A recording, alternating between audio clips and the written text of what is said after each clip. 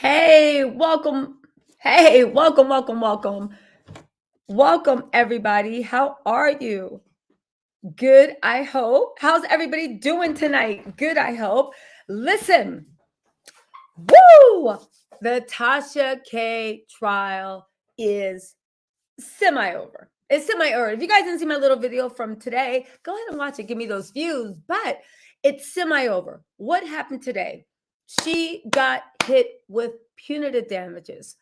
Cardi B took, surprisingly, but not surprisingly, I guess that speaks to her character. She took it easy on Tasha K in one point, in one instance. We'll talk about that. And most importantly, there's two things coming up. One, there's going to be a trial that Tasha K can go to. She can decline, but most people do, where they literally go over the jury awards, right? They go over the jury awards, and they also go over. I don't know why this tree's bothering me. They go over the jury awards, and they also go over whether they can get the jury awards reduced, right? Second trial in February. There is an injunction coming up. Now, we are going to have Lillie on in one moment, and we're going to have Johnda. She's joining us early, but I want to just bring you guys up to speed, and they're going to be joining us in just a few minutes, okay? So what's going on now? She has, there's a trial that's going to come up in February. That trial is going to be for injunctions about the videos on her YouTube channel. Now, the big question right now is she going to pull those videos down? I can't see those videos being put up, but it's like, is she going to willingly pull them down, or is she going to wait until the injunction happens? Now, here's the thing, right? She's already been tried in a court of law. There's nothing more that they could do to her if she waits until the injunction to pull those videos down. Now, after the injunction, if she refuses to pull those videos down, it's not going to be good for her. For one, they have art. You can't monetize off of anything that's defamatory. And two, you have admitted and been tried in a court of law that what you were doing was illegal. You were violating somebody's rights. Since we know these videos violated Cardi B's rights, they cannot exist after the trial comes up to what they need to do about that. Now, she does have that gray area where they can stay up, perhaps. But if they stay up and other people view them, that opens up to a new cause of action for those videos. You see what I'm saying? Like, if it's one call to action, like just say you driving down the street, boom, and somebody hits you with their car, right? That's a cause of action. You bring up all your issues and all your complaints. Now I can't work. I have a limp. My shoulder hurts. I need to be compensated. Every time I see a car, I'm scared. I can't drive anymore. I need a personal driver. You bring up all your issues in the trial for the person that hit you. And they say, all right, bet. This is what happened. The person that hit you is guilty. This is the compensatory damages. Boom. This is the punitive damages. Boom, right? The punishing damages. Compensatory is your actual damages, like doctors, things you can feel, right? The second one is punitive. They don't have to be based on anything. They're just basically how the jury feels. The jury feels you deserve this as an extra, a warning to anyone else that might try, and also just as a way to kind of make you whole. It's like a thank you, like, I feel like you do this. Okay, fine. After that, you cannot go back and sue somebody for that car accident because we've tried everything. We've litigated everything. There's nothing else left to do. Go on your way. However, if you leave the courthouse and you walk in the street and they hit you again with their car, oh, now we got a second cause of action. Now there is something that we can sue you for again. I cannot see Tasha K not taking those videos down because it opens her up to new liability. And since those videos have already been established to be illegal and violating Cardi B's life, not life, but her constitutional rights, after that, right? After that, when she goes to court, the next trial is going to be quicker because we're not even debating on whether she lied, whether blah, blah. No, all we're debating is she still got them up. And we already know that they're not worth anything. She still got them up. So what's up? Do you see what I'm saying? So I can't see. So let's just see, and it will of a show of good faith, right?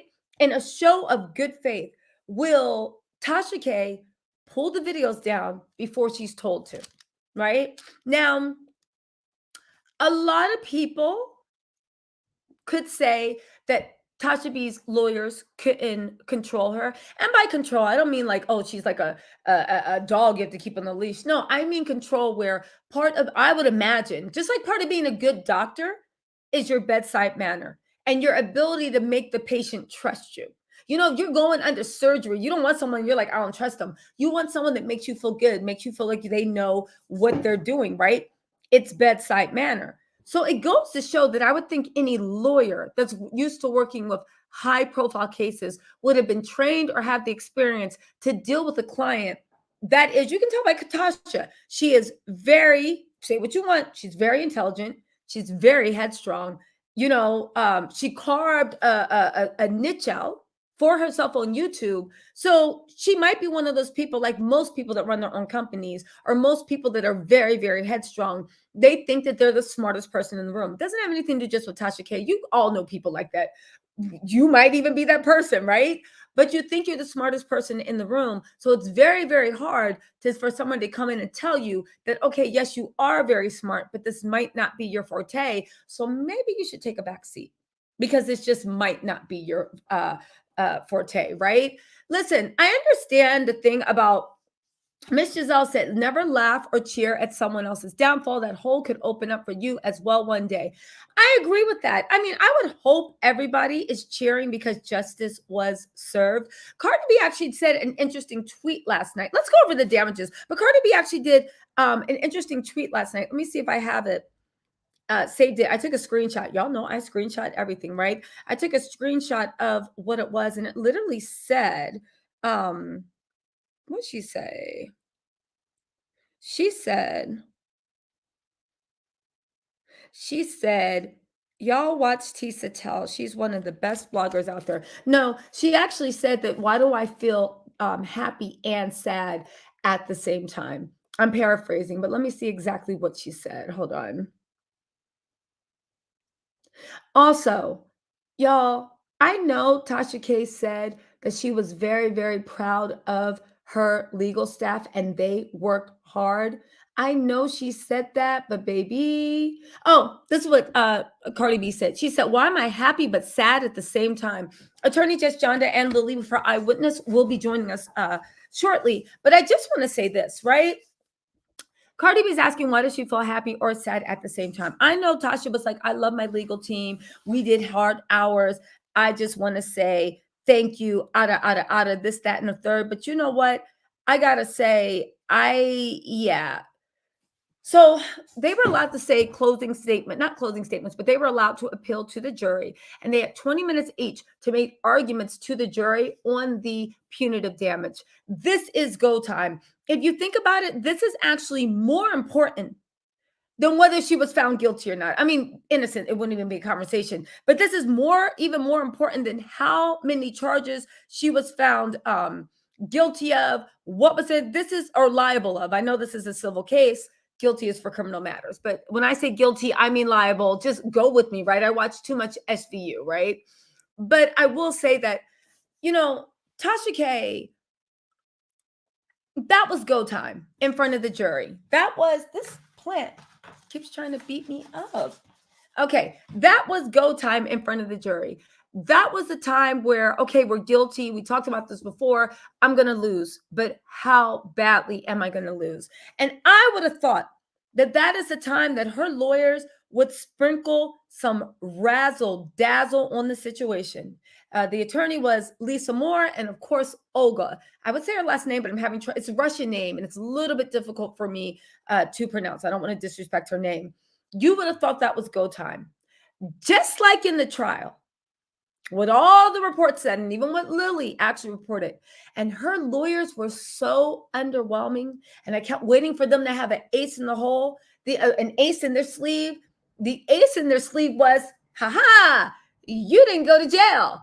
And I know it's a civil trial, and I know with civil trials, you cannot go to jail, but baby, I said it once and I'll say it again. Tasha K's lawyers, to me, were so bumbling that I wouldn't have been surprised if she walked into that court in a civil trial and somehow got frog marched out with like the chains around her ankles and the chains around her bracelet. And we'll be like, how'd you do that? Like, there's no way you could get arrested. But I'm telling you, that's how bumbling her lawyers were, that they could have found a way to turn it into a criminal matter, and they went in for a civil trial. Nothing would have surprised me. If she had gotten frog marched out in full chains, going to county jail, I'd have been like, that sounds about right. That sounds like Olga and them.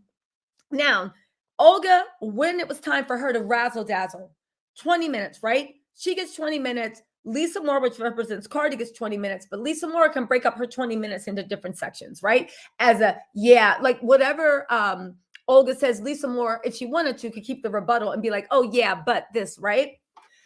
Lisa Moore was up there, and I'm just using metaphors, twirling and doing boom kicks, right? If this was a concert, Lisa Moore was up there in front of the jury, like doing Beyonce's Homecoming.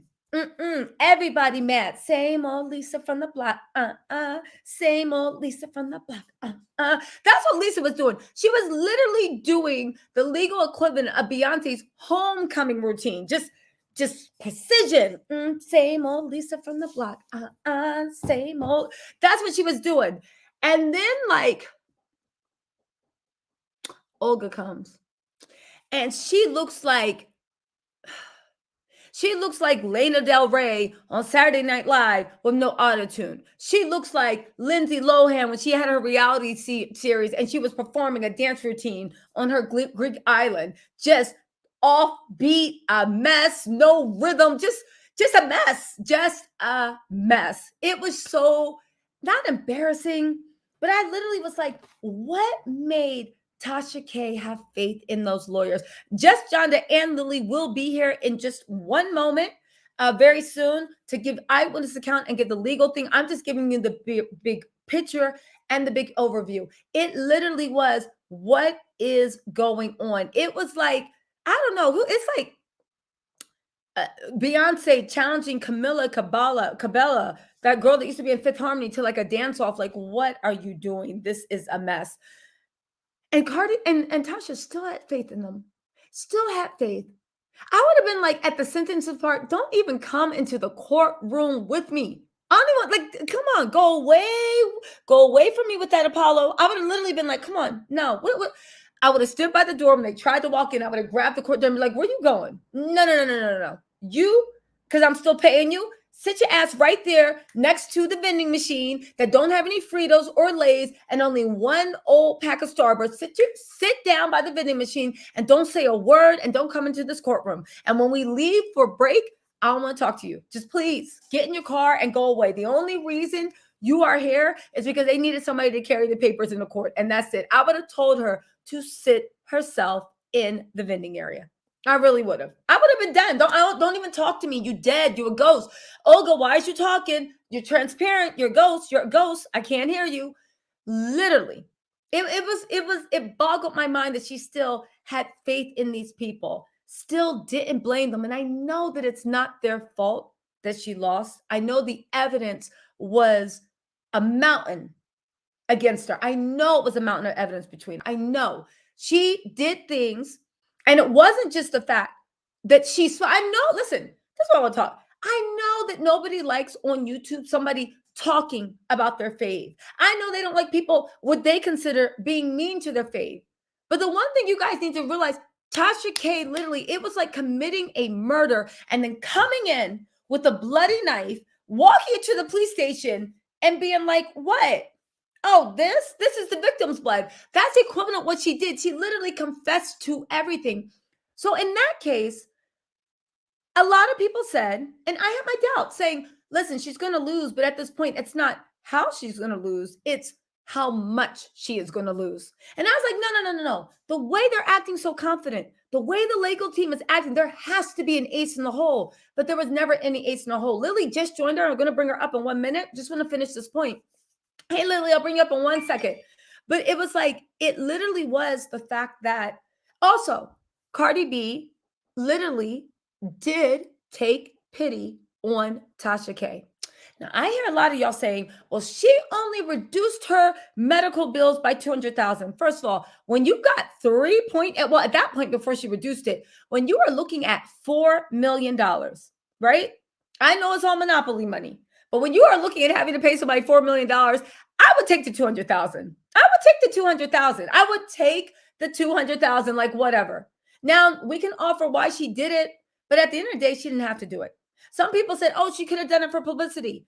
Yeah, but then she could have took her earnings, all of them, even that extra 200,000, and donated to charity. She didn't need that. She didn't need to let her keep her 200,000. Cardi B also tweeted, why do I feel kind of happy and kind of sad at the same time?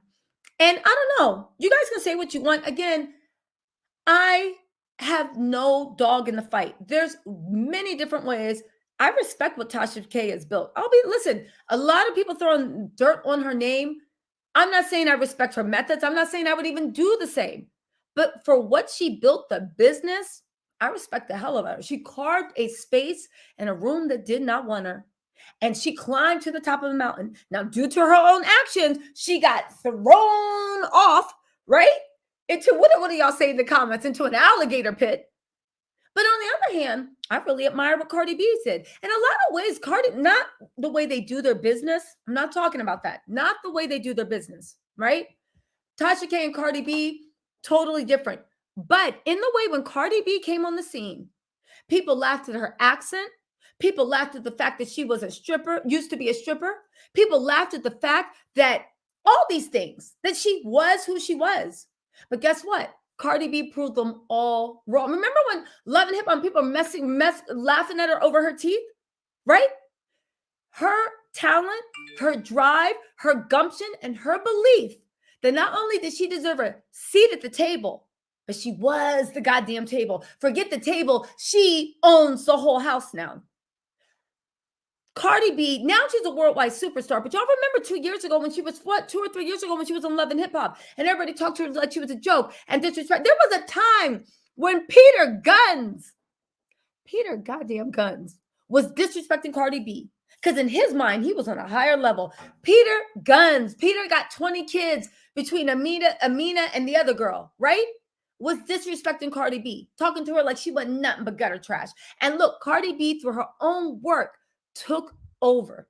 Whether or not you're a fan of hers, you gotta admire that. People are not one-sided. You can admire what somebody did against the odds and still be like, but I don't like the way you did it, or I don't like your personality. Yeah.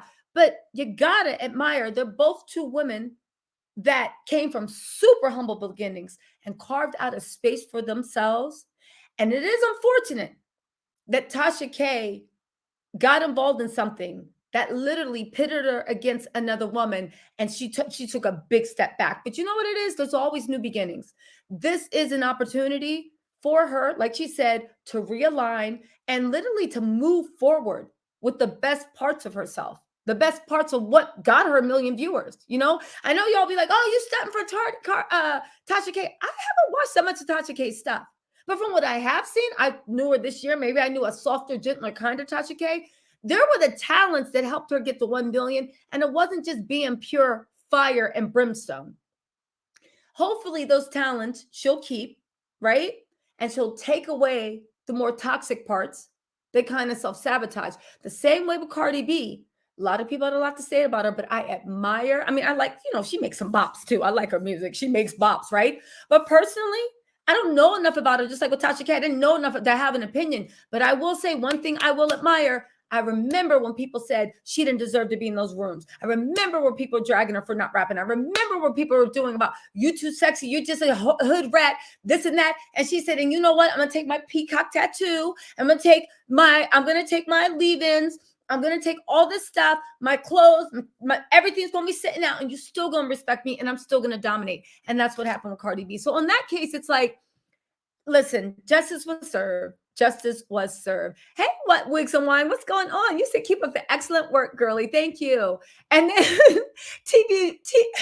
To be Nader said, what Starburst? The Starburst is always, the old Starburst is always in the vending machine, Listen, Tasha K's lawyers were criminal lawyers. but they were still just bad lawyers. Because we're going to welcome Lillie, and of course, just Johnda. I know what you guys are saying. They were criminal lawyers, but that does not excuse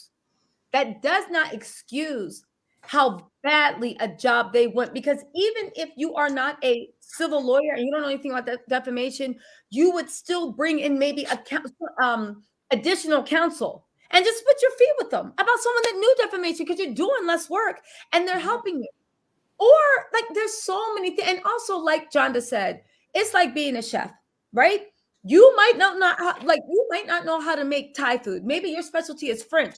But everybody knows, whether it's Thai or French or Chinese or Turkish, you don't throw water into a pot of boiling oil. Every chef knows the basis, So to keep your kitchen clean. Yeah, exactly. Exactly. It don't matter what type of food you cook, you got to keep the kitchen clean. So I don't buy it that they were criminal and not civil. I will say this before I let Lillie and Johnda have the floor. I will say this. Tasha K lost that court case, but it sounds like Tasha K has a plan to rebuild. We'll see if it'll work. However, those lawyers, hey, Ricky Monk, thank you so much for the super chats. I appreciate it so much. Those lawyers, I want to see who uses them after this. Do you think, that's what I want to start off saying, Johnda? Do you think that Tasha K's lawyers, because it was such a high profile case, do you think they pretty much ruined their own careers? Who's going to hire them? Johnda, what do you think? Does that happen in the legal field, where if you have a really bad judgment, it reflects badly, maybe? It's funny that you almost said Cardi B at first, because I was going to say, oh, they're not going to have any problem. If I ever get into trouble, I'll be like, they will not have any problems. There's a reason why Johnny Cochran represented Snoop one year, Michael Jackson another year, so people know who to go to. So that part is fine. But as far as hers, I think it really depends on how far the reach is on this, because we have to, keep things in perspective. Like there are those of us who are immersed in this pop culture world and stuff. It's big news for us. And yes, it did make all the major papers, but for somebody like, let's say my mom, who's not sitting doddering in a wheelchair, she's only in her late 60s, but she knows who Cardi B is. She doesn't know who Tasha K is, so she wouldn't care enough to get that immersed. So I think it depends on your circle. Now, in or around Atlanta, it may be a different situation, because I'm sure the news about this was a lot bigger there, and it may have been and Lillie, you may I'm sure you could speak to this better than I can, because I'm not there. It may have been more vociferously in the news cycle there, whereas in other places it's more it would just come up when people do pop culture news, and if you pay attention, you pay attention. It's kind of like those of us who know everything about the housewives, and other people are like, what are you talking about? And you forget that there's really only a million of us who care out of the 2 billion people in the world. So I think that it's more of an issue in Atlanta, and reputation matters. Attorneys live and die on our reputation. That is why our your code of legal ethics that we all have to live by, and all of that, of course, that's a protection to the public, but it viewed the right way by attorneys, it's kind of almost protecting us from ourselves, in terms of using that as a way to police yourself, and how you treat your clients, and in how you maintain your reputation. So it could be something like this. Absolutely could be devastating. I know even on the small town circuit, if there is a lawyer who gets an extraordinarily bad judgment, or heaven forbid, let's say in the criminal realm, they develop a reputation for only getting their clients to plead. They never want to take they get a reputation for never wanting to take a case to trial, or a couple I know that'll take a case of trial, and then, did you hear the last person he represented got 50 years? That kind of Exactly. and it sucks, right? Because for all everybody else knows, because you weren't in the courtroom, maybe his client deserved 50 years, but that's all everybody else hears, and it could still potentially hurt that lawyer. With this situation with Olga is worse, because even though she may have had a dog of a client, and before people blah blah blah, I'm not calling Tasha a dog. I mean, it's a dog of the case. Yeah, yeah. So even though she may have had just a dog of a case, she her performance was dissected as well, and the comments made by the judge were bad and were put out there. So so for her, it can be particularly hurtful because other professionals have dissected her performance, including the judge. Now, if Tasha lost the case and it was just Tasha complaining, Mm-hmm. you could call that sour grapes. We all have a bad day. No situation is perfect. Sometimes you're only as good as your client. If it's a crap case, is a crap case. Yeah. But this, as we talked about yesterday, wasn't, we could debate all day about whether or not it was a crap case, but it was definitely a crap client in terms of the way that she behaved, which made it hard to litigate her case. But before that, because I want to bring Lillie in to actually know because everybody's dying to know the beginning of the case. But let's let Lillie come in. But I want to come back to the point after Lillie's done telling us everything, because again, you keep saying she's a crap client, but then again, you are a lawyer. Maybe you're able to tell all the marks of a crap client. Because I look at it and I look at somebody that wasn't prepped. I look at it, it's like, as a lawyer, it's almost like a teacher, right? Oh, In absolutely. my mind, if a child is failing the class, that's the teacher's fault, because you haven't figured out. I know there's various factors, but as far as a teacher, you have to figure out a way to get through to this child so they want to learn. That's what all the best movies about, a teacher that saw a kid and is like, I know what to do. You like music, A, B, C, D, E, F, right? And then the child, Little Damien may like music, but little Damien may just have 666 on the back of his head underneath his hair, and the teacher ain't gonna be able to do much. So that's just... maybe it is Antichrist. And I'm like, no, Damien, A, B, C, D, E, F. And meanwhile, yes, he's like, and I'm like, I agree with you, Johnda. Johnda, you agree? Some bad and I'm kids, like, Damien, Damien, stop sucking my blood, baby. Come on. Let's practice these ABCs. Come on, Damien, we can do it. Let's make your daddy proud. Lucifer's gonna be up here in 20 minutes, and you gotta learn these ABCs. So, Johnda, really quick, let's give Lillie the floor. Yes, Lillie, I want to know how this go down. Yes, I saw your picture with Cardi B, 2 queens in a picture. Lillie, tell us when you walked in. Start from the beginning, because I like set the scene. When I walked in, the jury wasn't in there yet. The judge, he asked, how he asked everybody to stand, and the jury comes in. So he gave little words of wisdom, because he does that. Judge Ray does that. Okay. And then he talked about the parties agreed to waive the opening statements. And then he said about the stipulation facts, and parties have 20 minutes to argue their punitive damages and attorney fees.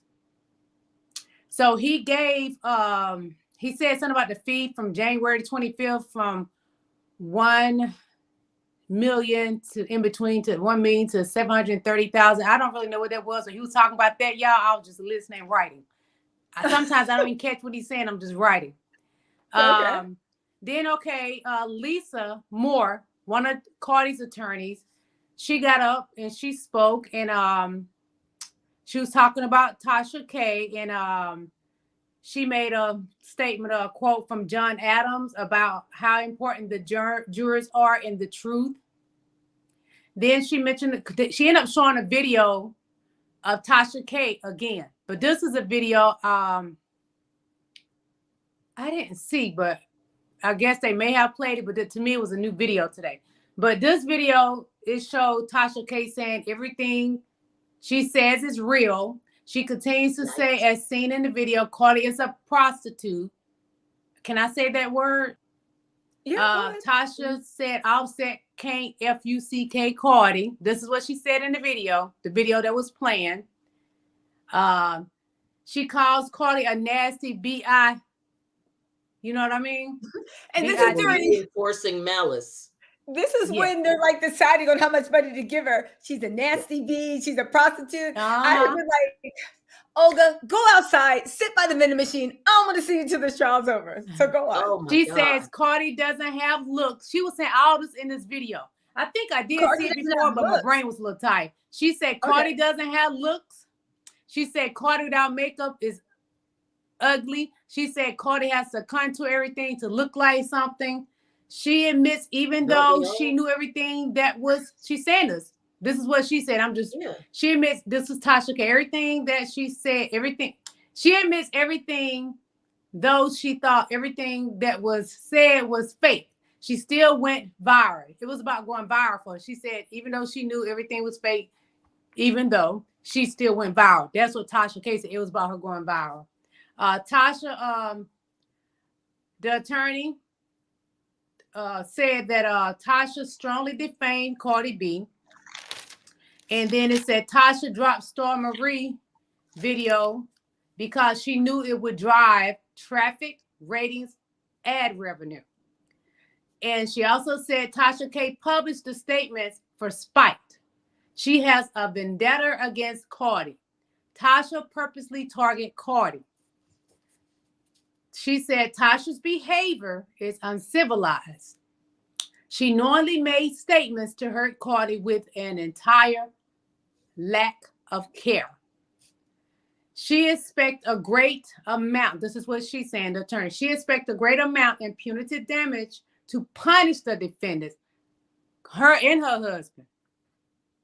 To punish the defendants, meaning Tasha K and her husband. All posts and videos are still up to this date, January 25th, 2022. But I'm going to tell you about that situation because they got to meet up in 30 days on that. Yeah. Okay, 30 days. Hold on, Lillie. Lillie, 1 second. And that hearing is more important than I think people are giving it credit for, but we'll talk about that later. Really quick, let's do some quick housekeeping, Lillie. Hold that thought. Hold it. I'm just going to read the super chats, okay?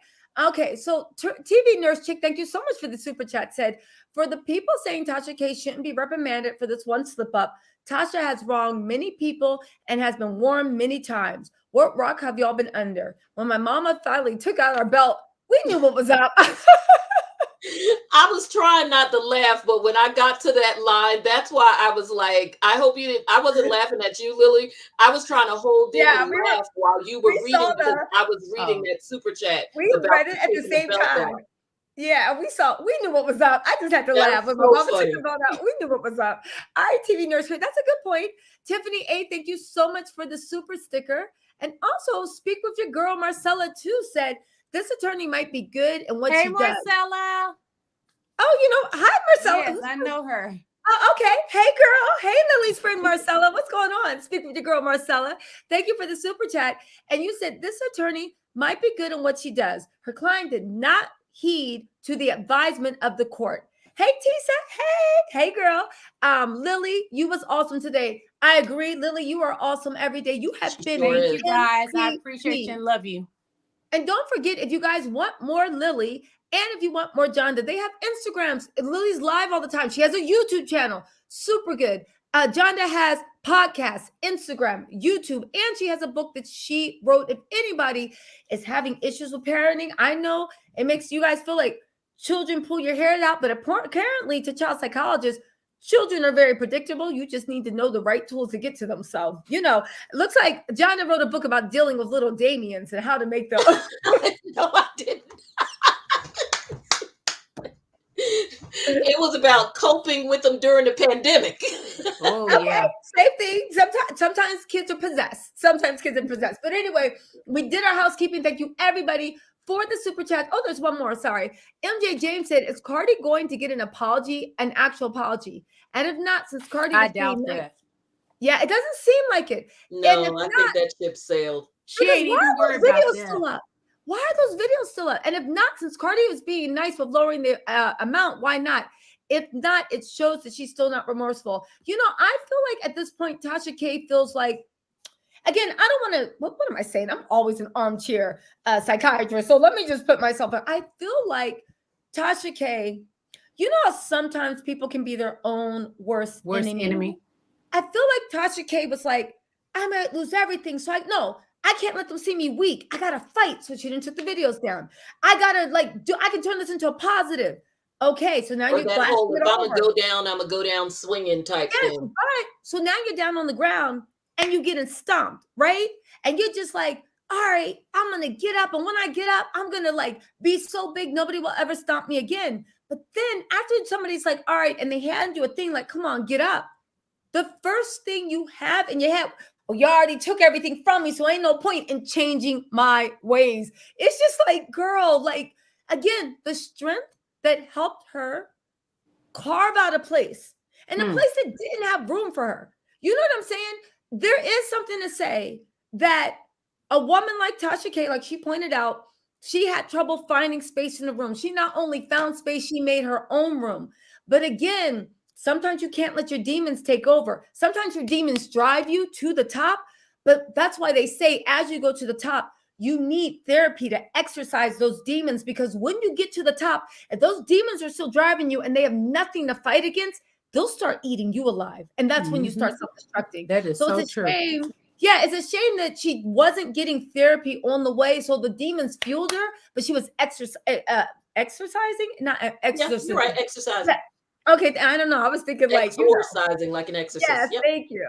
So, what's going to happen to Tasha K's channel? We're going to talk about that after Lillie finishes. Sorry to get you off track. All right, Lillie. So jump in where you were. Sorry about that. She asks the jurors to award every penny that Cardi has spent on legal fees.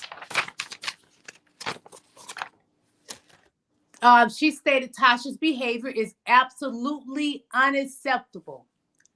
And the jurors' decision of monetization can help prevent someone else from thinking of taking their own lives. Then, now we have Olga. She comes up to, to fight, her last argument. She says, Tasha says she is not proud of the video shown by Lisa Moore. That's the video they showed today. Which I don't know if she said that, y'all, because Tasha was sitting behind them with her husband. It was a little different today, y'all. She didn't look friendly with Olga and them. She was sitting behind her husband. I didn't see her talking to them until they was going out. Yeah, at this point, it's probably like whatever. But I'm being honest. She was sitting with her husband behind them.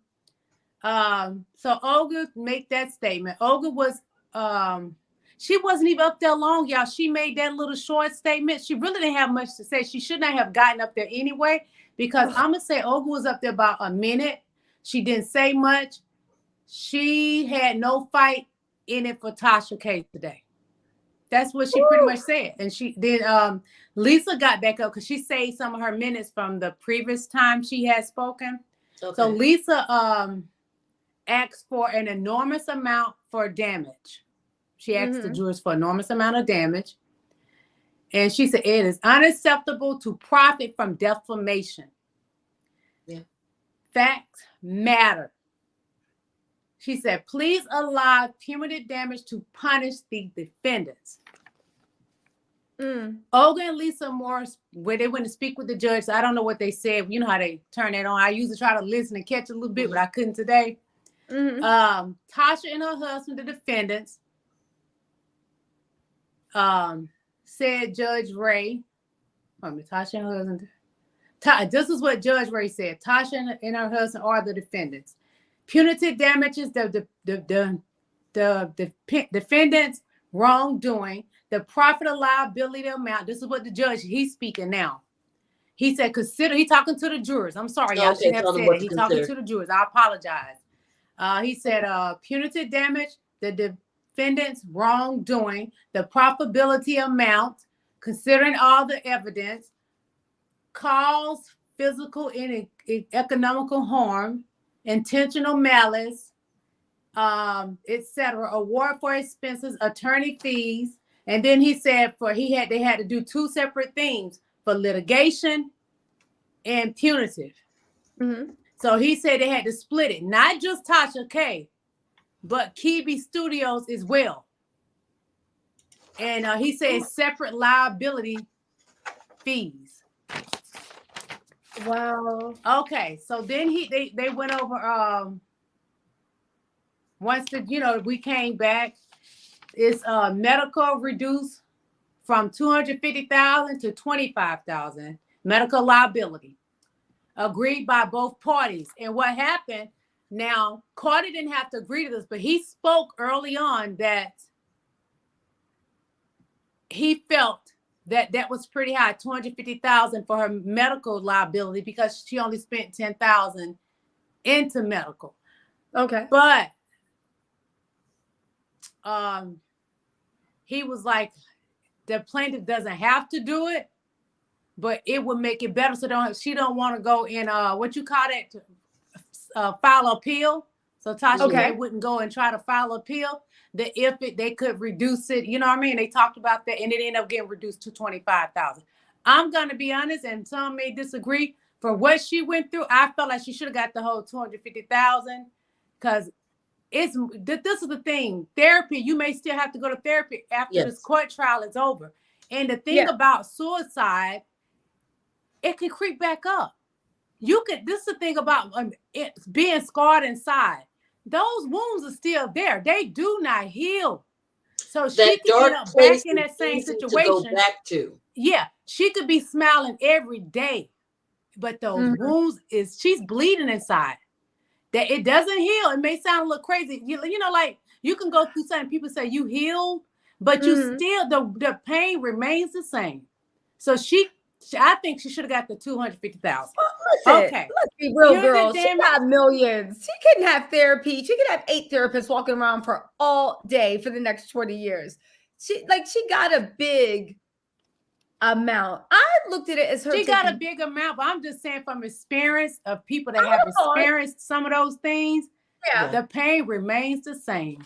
No, I feel you on that one, and that's an interesting thing, and that to me shows that Cardi B did kind of take pity on her because at the end of the day, she could have fallen out. She had the money. She could have been like, "No, we're going." The jury already gave it to her. Yeah, exactly. So I looked at, but she agreed to do that. She dropped it a lot. Yes, and that's why, honestly, you bring up a good point. That pain remains with you, and to the point of she doesn't really need Tasha K's money to pay for therapy. I said that in joking, but she doesn't need it, right? She got her own money, but every time that pain comes up, she got to think back to the situation. So in that way, it'd be like, no, that I deserve that money. So it was a very unexpected but very gracious thing to do. To even agree to that. Culture will know about this. And someday culture will know about all of it. Yeah. That was very graceful. We talk about extending people grace. And that's the thing. Oh, it's okay. We talk about extending people grace, but it's easy to extend people's grace when you're having a great deal, a great day, and all your bills are paid, and you on vacation, and you just like looking good, smelling good. And then it's easy to be graceful then because you're like, of course. Grace is when you literally feel like the world has dragged you and you still find a bit of sympathy to extend to another person. That's grace. Everybody can be nice when they're having a good day. It's when your world's falling apart, when you can still find a way to be respectful to other people, that we really see who's showing grace. So, I'm sorry to interrupt. Tasha has grace and not do these things anymore. Let's hope Tasha has grace. Well, that's the problem. I'm gonna tell you something. That's good. Cardi has done that, dropped it to $25,000. But something in my spirit tells me Tasha is gonna keep going. Because while we was already going through the trial, she posted a video making fun of the bumps. You know what I mean? She did? While the trial was going on. Since I've been there. Yes. She has not stopped. She hasn't stopped, Tisa. Oh, She hasn't stopped. wow. And the pain remains the same. How Let me much tell you, is it's like the she The took 7 Patreon knives and and the stabbed app, Cardi. she still has avenues. Yes. Wait a second. Wait, but slow down because I didn't know this. So please tell me and everyone else. You said that while the trial was going on, she was posting videos making fun of the bumps, still alluding to they might be cold sores, they might She be said, herpes. well, you don't see no bumps on my lips. Tisa, I'm gonna tell you something, and I'm not gonna go too far into it. Some people can be a reprobated mind. Because that is good to forgive and forget. It is, and give grace. Yes, it is. Yes, it is. But I don't know if somebody, I'm gonna tell you what I do. I forgive, I just don't F with a person no more. But that's like 7 knives she don't stuck in that girl, or probably 10 knives. I'm just being honest. Yeah. Because all those things that she has said and repeatedly kept saying, it's like you just keep jugging the person with the knife. Okay, let me get back to the point. I apologize. Yeah, go on, because that blew my mind. I'm literally sitting here like, oh, then there's some other stuff going on to tell you about. Okay. That's still going on. Okay. It just ain't with Cardi. It's getting really? good. You want some juice? Let's I know go. we're sitting up here dancing. We're so black. You ever know, like there are certain things that is just the flavor of being black, Go right? ahead, I'm sorry. No, I said we're so black. Like there's certain things that's just the flavor of being black girls, right? We find out something, we're like, we. But this is the thing. I would love for Tasha K to rebrand herself. Sometimes it take a little while for people to grow up because there's certain things I had to outgrow. You know what I mean? And it takes time. And sometimes we may have to bump our head 1,000 times. But it don't mean God will not have grace for Tasha. That doesn't mean that. But sometimes we got to bump our head 1,000 times. We got to fall on our knees and cry like, you have to get to a place where, I'm going to tell you what's going to have to happen for her. She got to get to a place where she's going to apologize. That's when you know you healed. Now, be honest, you have to get to a place of apology and you're going to look stupid. I did it. And I'm going to tell you, I got cussed out because I was going through a healing process. I had to call anybody I could remember that I hurt. You got to call and apologize to people, whether you like it or not. They're going to cuss you out, but you got to stand in there anyway and let it be. But until she get to that point, because I do feel she should apologize. Yes, I do. Yes, I do. But I'm sorry I got off track, y'all. I'm getting sorry. Go on, Lillie. Before you go, this is sorry to jump in on this, Tisa, but I just couldn't help it based on what you were saying about her apologizing and not wanting to apologize. This is interesting in relation to what I see a super chat here. You have from Media Mogul Network, where the person mentions cognitive dissonance as it relates to this case. And what you just said about the apology, but her continuing to do things, it's really interesting that Media Mogul brought that up, because when it comes to that piece where someone is insisting on a belief, because that's what it is, and it relates to this thing, in the face of no matter what somebody is telling them to do, no matter what the writing on the wall is, they are persisting in their belief and how they're going to handle it. That is certainly where one of the areas for sure where cognitive dissonance comes into play in this case. Everything from refusing to listen to the actual judge, and I'm sure her own attorneys, to give them the benefit of the doubt as it relates to settling. And then as we get through, when we're going through the trial, her being on the stand, you are here for defamation and you take the stand. Forget about the lie stuff for a minute. You take the stand and say the woman is a devil worshiper. And then there's still other stuff going on offline. There is a complete disconnect from you and the rest of the world, not even so much as in the rest of the world loves Cardi and you're the only one who doesn't. No, I'm not saying that. It's a disconnect between you and the rest of the world in terms of people saying, whether you love her or hate her, girl, stop. At this point, even people who don't like you want you to stop just to save yourself, because The train wreck is not funny anymore. We're starting to be concerned about you. True. True. And when I look at Tasha K, I see a beautiful woman, y'all. I'm gonna be honest. Hair laid, her nice Holly Berry cut.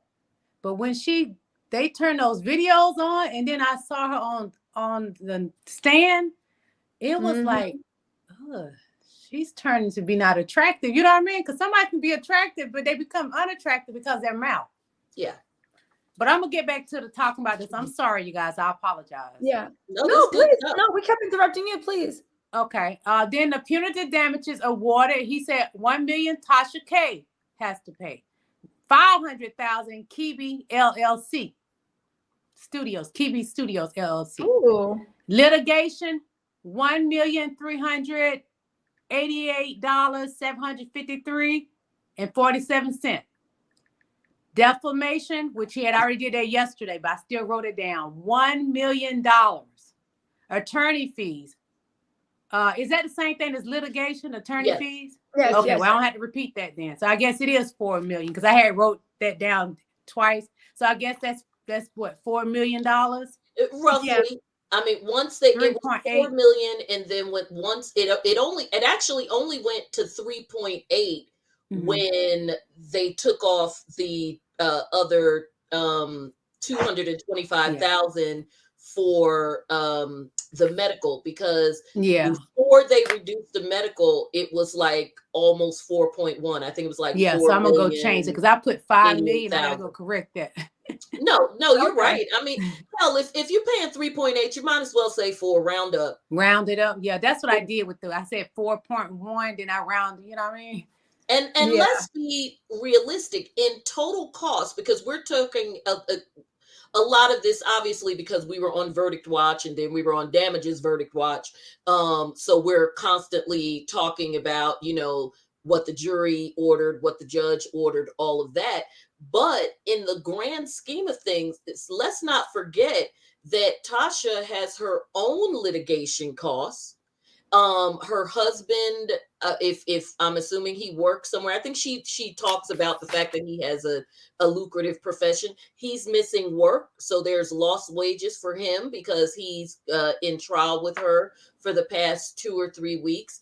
And just the disruption to your life in general, her not doing her regular show for the past couple of weeks, and whatever that translates into, with her sponsors and her, Google money or YouTube money, but we know Google owns it.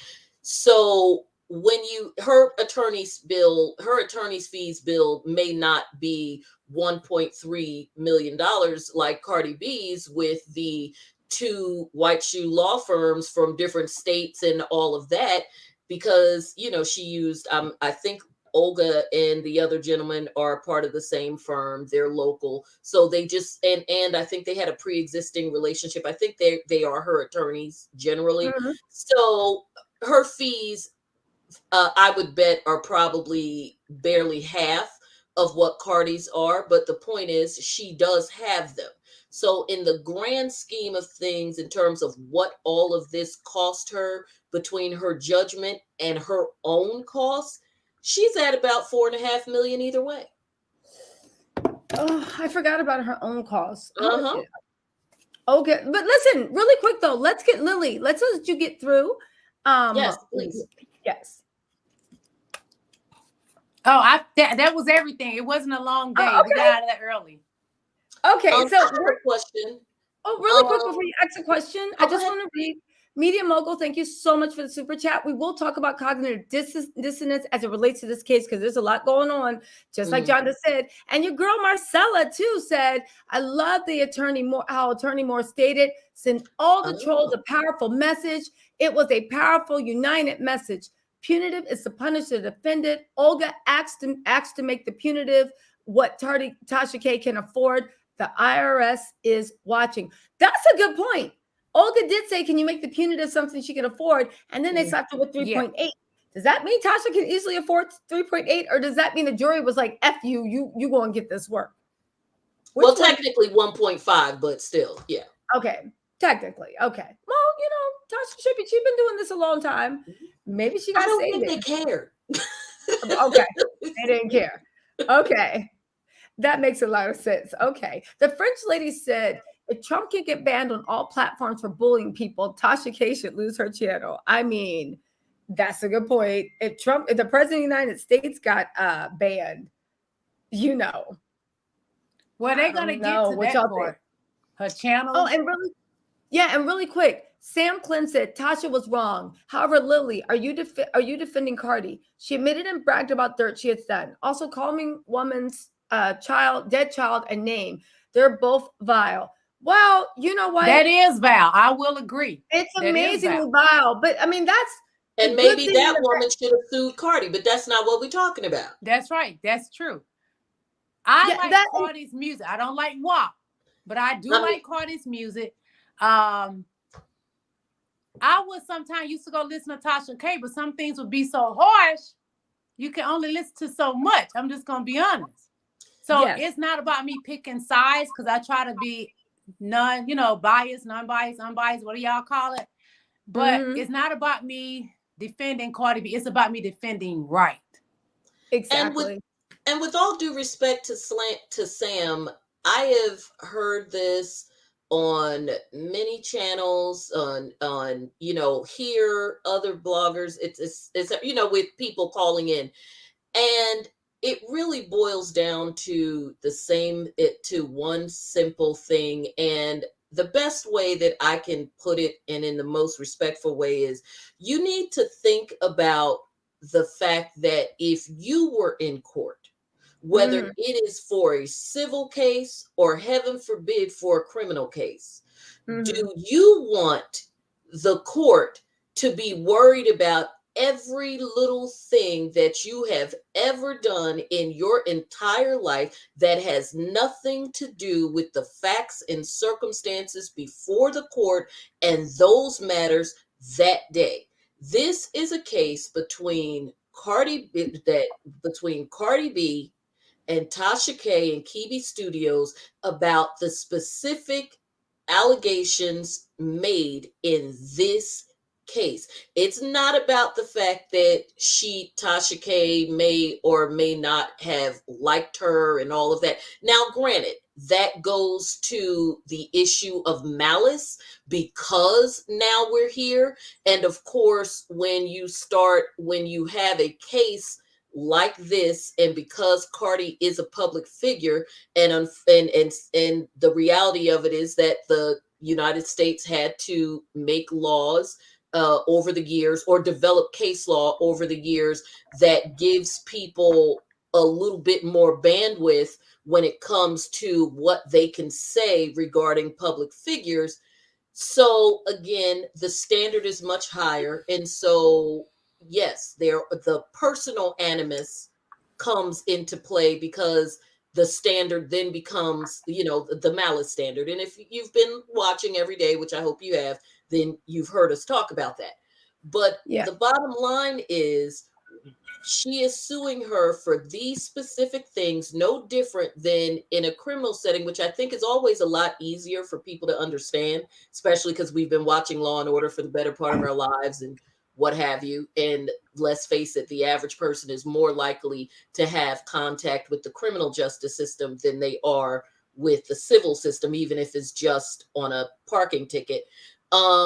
When you go into court and you are dealing with that, you want the court to take into account, when you were there, about whether or not you were driving drunk, the facts around whether or not you were driving drunk, not allegations that you may have beat your wife and even bragged about beating your wife 2 years ago. That has nothing to do with whether or not you passed the test that day, when the officer had you do a heel toe and put your finger to your nose, and whether or not you blew 0.08 higher or lower.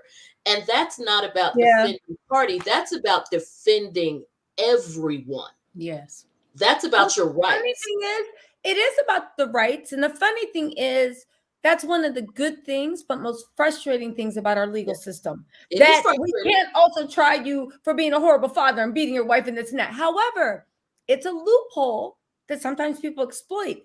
And I still don't know why Tasha K didn't take the time to exploit that loophole by yourself. You know, me being an overall nasty individual, if that's what Cardi B is accusing her of, and what I see a lot of you guys in the chat saying, doesn't have anything to other people and on my channel, doesn't have anything to do with this narrow thing of my beef with Cardi B. I want to say two things. I have a question for you, Johnda.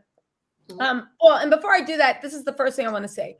You guys, I am so, first of all, we have 1,781 people in this chat. Please hit the like button. Like. Yes, if you listen, I want to grow. I want to grow. If you guys, of course I want to grow, right? I'm enjoying this conversation. If you guys want to show your appreciation for the knowledge that Lillie and Johnda are dropping on us, and just as a thank you, hit the like button, right? It is free. It doesn't cost anything. You know I'm going to keep begging for these likes all night. So you might as well hit this like button so we can get it out the way. Second of all, I notice things are getting a little bit rowdy in the chat. I just want to say this. I welcome everybody here. And thank you so much for taking time out of your day to even come to my channel, right? It is a blessing. That said, I don't care if I have to lose subscribers. If you are going to be in here, listen, I don't care if people disagree. I'm the most argumentative person in the world. However, let's extend grace to each other. Keep it respectful. If you can't keep it respectful, you will be blocked. I don't care. I don't care if I get. You guys have been warned. Just consider this the Cardi B cease and desist. Please cease and desist from acting a fool in the chat.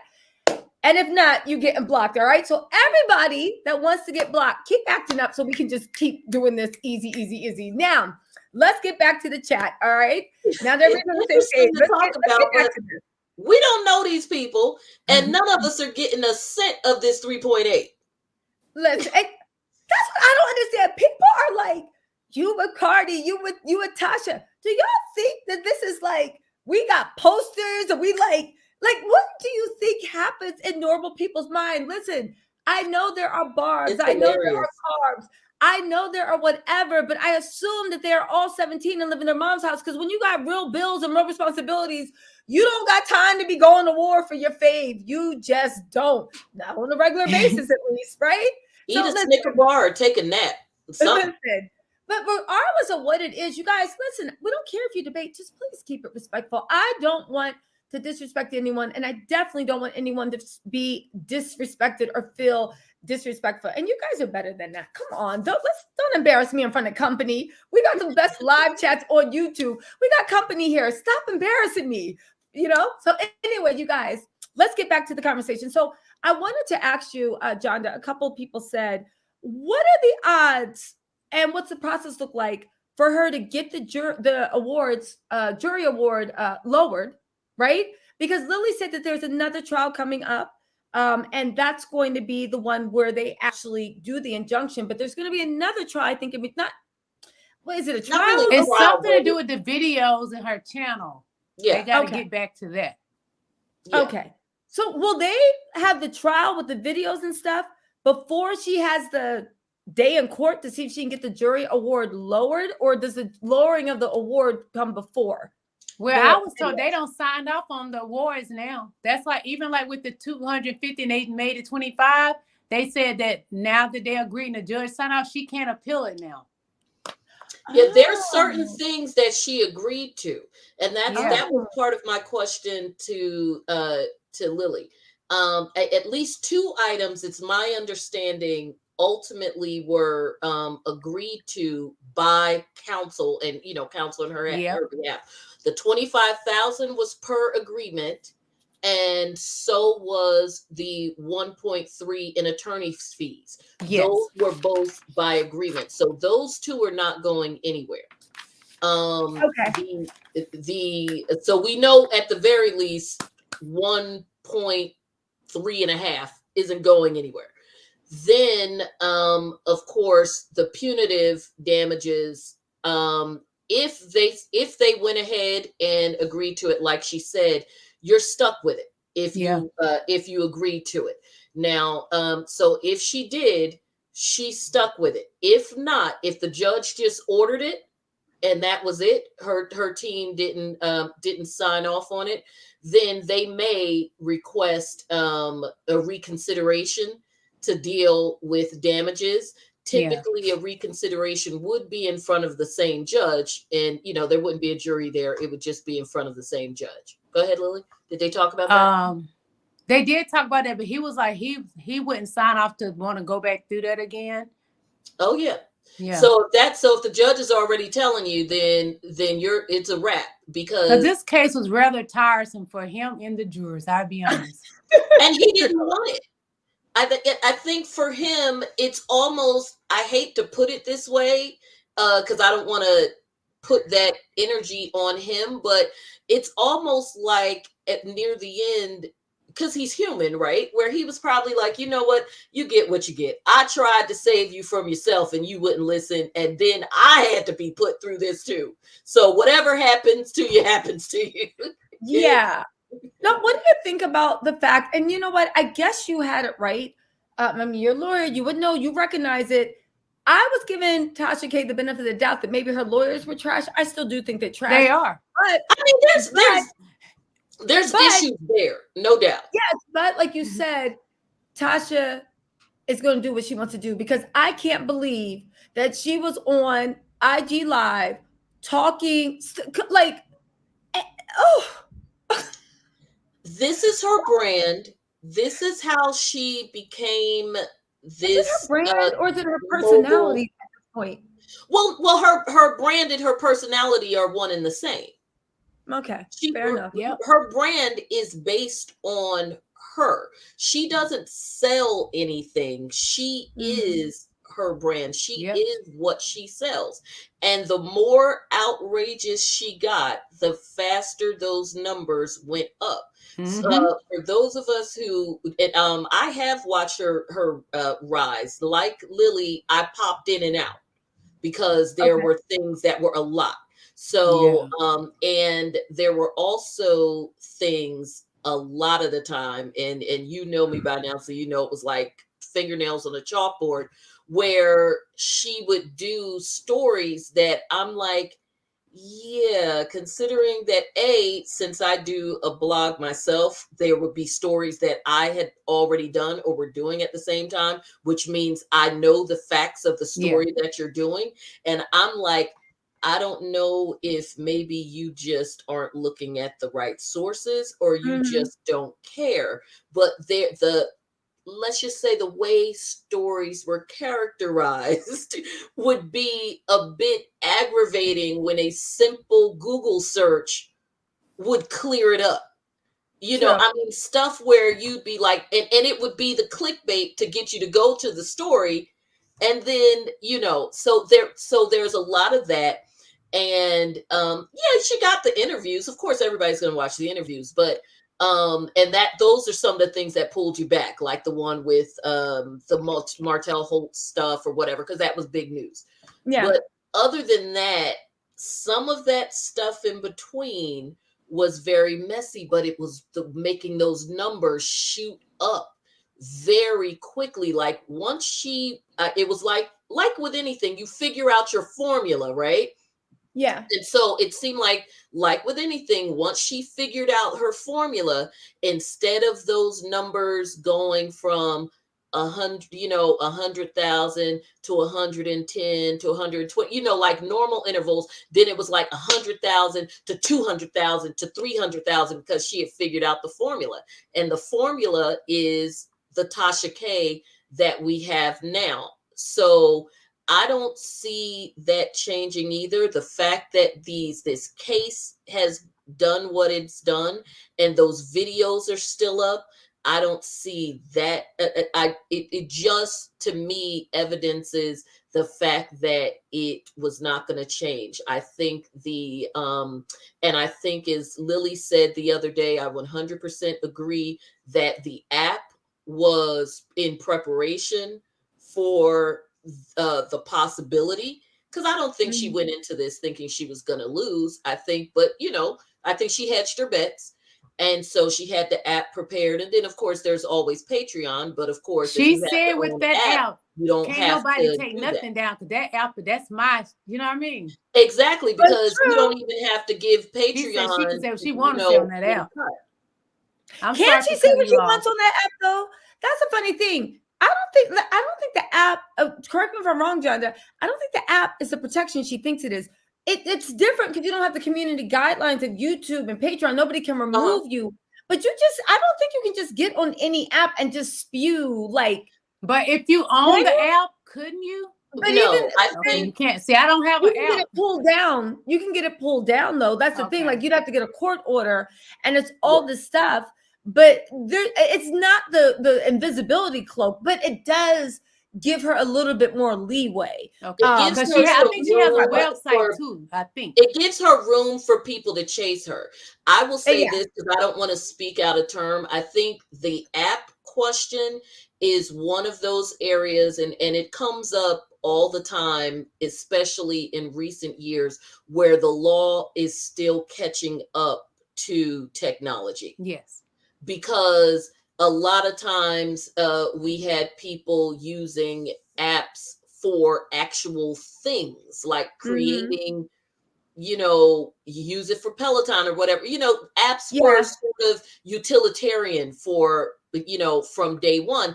Now apps have gone in a different direction. You have people who use apps to actually put their products out there and to even do like, what's the word I'm looking for their entertainment product. Like for instance, like somebody like a Kev on Stage and people like that, where they put actual content on apps. Because let's face it, Netflix is an app. So the whole notion of what apps are used for has changed. And of course, now that's something else that the law has to catch up with, because the question then becomes for someone like Tasha and for a really, really good First Amendment lawyer, of course, to then go into court and say, wait a minute, if someone has an app, wouldn't that be, and they operate that as a private area for people to discuss things, then wouldn't that be like, being able to have your own community, being in your own home and being able to be a racist and do whatever. But these apps are also, and this is, I think, what Lillie was getting to, these apps have to be hosted somewhere. These apps have to be. I'm going to tell you something he said about the LLC too, you guys. It just came in my head. And I don't want to twist the words up exactly what he said, because I'm trying to listen and write at the same time. That I forgot to write down because he had just begun to talk. He said that how he wasn't saying she would do this, but he was like, some people, like this kind of situation happened and they'll go change the name or something like that to the LLC. He said it's not going to matter if she do it or not. Oh, really? So he's already he was giving an example because he's that type of Judge Ray. I'm gonna be honest. You gotta pay attention because you'll miss it. Because I'm not an attorney or a judge, so certain lingo I'm not going to understand. I'm just gonna be honest. He's a teacher, but he did say something pertaining to that. Wow. Now, really quick before we move to the next thing, I just want to say thank you to Sharon for the super chat. She said the case is about Tasha B and Cashapp. Why I keep forgetting you, Tasha K. It's a good thing our lives are not on the line. Say like Tasha B, Cardi. Yeah, they be like boom, boom, boom, done. Okay, the case is about Tasha K and Cardi B, not anyone or anything else. Also, which is what you want if it were you. Which is what you want. Let me just read this one last super chat before we get back to the discussion because it's so good. Also, while I'm looking for the super chat, it's time to beg for likes. Can y'all hit the like button, please, y'all? Like. I'm gonna start having everybody dress up in like little like halftime girl outfits and be like, it's time to like. Dun, dun, dun, dun, dun, dun. It's gonna be musical interludes. There was one super chat I'm missing, and thank you so much for Kenny and Common Thread. So much for keeping order. There must be order in this house. Sharon said, do you think her brand will go to interviewing now? I was thinking she was going to try to pivot, but after what Lillie told me, I don't think she's changing a thing. Mama Jama says, it looks like Tasha K's page is gone. Hold on, let me confirm that. And there was one more super chat. I am missing. I want to just get to it. What happened to it? There's Sharon, and I think that might be it. I think that might be it. If I didn't, DM me on Instagram. So I feel so bad when I miss super chats. I usually don't. That's why I'm just like going through. Okay. We know where your heart is. Press that like button. Thank you. Look, an attorney is always prepared. She's like, they clearly need visual. They need visual things. Press that like button. Demonstrative evidence on display. Hey, her sign better than Simon Gabadia's sign. Remember that old ugly stupid sign he had at Jose Williams thing? Girl, you got a good sign. Nigel, thank you so much for the super chat. Yes, thank you. Media Mogul said, I implore you to hit the like button. Thank you. Okay, so her page is still there. Her page is still there. Let's see. Okay, and Mama Jama said, never mind, I found it. So this is a real-time chat, right? I've been doing that sometimes too, Mama Jama. I'd be like, what? And then I have to go back and be like, oh, never mind. Mama Jama, because folks will, not that she's doing that because clearly she's got integrity, but you know how folks just love to put stuff out there. I heard it got taken down and blah blah blah, and just leave that out there without like, coming and correcting themselves. Mama said, I'm not excited. Extra $5 to say I found it. Yes, it had to dog walk myself out there and been like, hey guys, so yesterday when I said they were a dumb head liar, they're not liars. They're still dumb heads, but they're not liars. So I had to do that. So listen, I want to ask you an important question, Lillie. What was the mood like when the jury made their decision and it was shared with, and the judge read it to the court? And I want to know obviously Cardi probably was ecstatic, but what was Tasha K acting like when they let the hammer down? Okay, but even before they let the hammer down, he said nobody can have emotions in the court because somebody got put out yesterday, but she's a sweetheart though. They got put out yesterday, but he said again today, nobody can show emotions. Hold on, what they get put out for? You can't tell us somebody she didn't even say anything. She just said like this. She did like this because she was excited for Cardi yesterday. But you can't show any emotions. The Marshall put out, but I like her. She's a total sweetheart. She was sitting beside me. But he said this today. Nobody can show emotions. Nobody. So nobody showed emotions. It was like pissing on cotton. You ever heard that saying? Yep. Yes. That's what it was like. Was it? It don't matter who it was. You was going to get thrown out the courthouse if you showed emotions or said anything. You can't get excited. That's what it is. Okay, so everybody that has control of their courtroom because he was tired of. He wanted control. He should have had control because that judge was tired. But that's upset. That was the mood. I mean, nobody said anything or. And so you don't want to get kicked out. I would have been like. But what about nobody said anything? But I will say, Tasha looked very sad. She looked nice. She dressed nice, but I could tell she was sad. I would have been sad. And I'm going to say this, unless they left out before I got out, I did not see, because I went straight to the elevator once he finished up everything and told us we could leave. Normally they would come the exact way that we would go down to the lower parking LP. I did not see them leave out that way today. Like yesterday, you saw I did a live and they was leaving out that way. Yes. No. I was out there for a while because we was waiting on Cardi. And after Cardi left, everybody was still out there talking. I never saw them come out the way. She was doing some high school bullying stuff. You know how in those movies about people being bullied, they eat their lunch in the bathroom with their feet up on the toilet and they just like sitting there with the door locked so nobody knows they're in there. That's what Tasha K was doing. They may have left later, but that's the thing, y'all. They had to leave because when I went to my vehicle, because their car wasn't parked I'm sorry. I ain't gonna say what it is. It was parked kind of close to me. So when I went to my car, I was like, well, I didn't see them leave out. Maybe they took a whole nother route, but you can't go out at the top parking. Oh, okay. But they was parked down at the lower parking. So I don't know. It was weird. Yeah. I didn't see Tasha and her people leave. Exactly. You know what? Somebody said that they left out earlier. I don't know though. She might have been in the No, bathroom. I left Her out feet up before on the they did. toilet, I'm so telling nobody you. knew. Yeah, she had her feet up against the bathroom door, like she didn't want nobody know Oh, that she she was in the was there. bathroom again when I went in there today, and her husband was standing by the door. See, She they gonna were. think you stalking her. It's like every But time that's I why go I to the just went Someone was bathroom, like, straight I'm in "I there. running You, to gotta you go that know to me. the I didn't want her to think I'm bathroom." stalking her because I went straight because at the end of the day, she always see us standing there and she kind of feel like, don't be looking at me. You know what I mean? I get So that. I don't do anything. I just went straight in there. You know what I mean? And used the bathroom and I came Yes. straight out. And her husband was still standing out there. Well, here's Bless the his thing. heart. Tommy Bites said, "How's her channel still up? I get ad limits for less over here." That's a good question. Lita said, "Love this panel. You're beautiful and intelligent ladies. Keep up the good work." Aw. Thank you Thank so you. much. We love You know, you.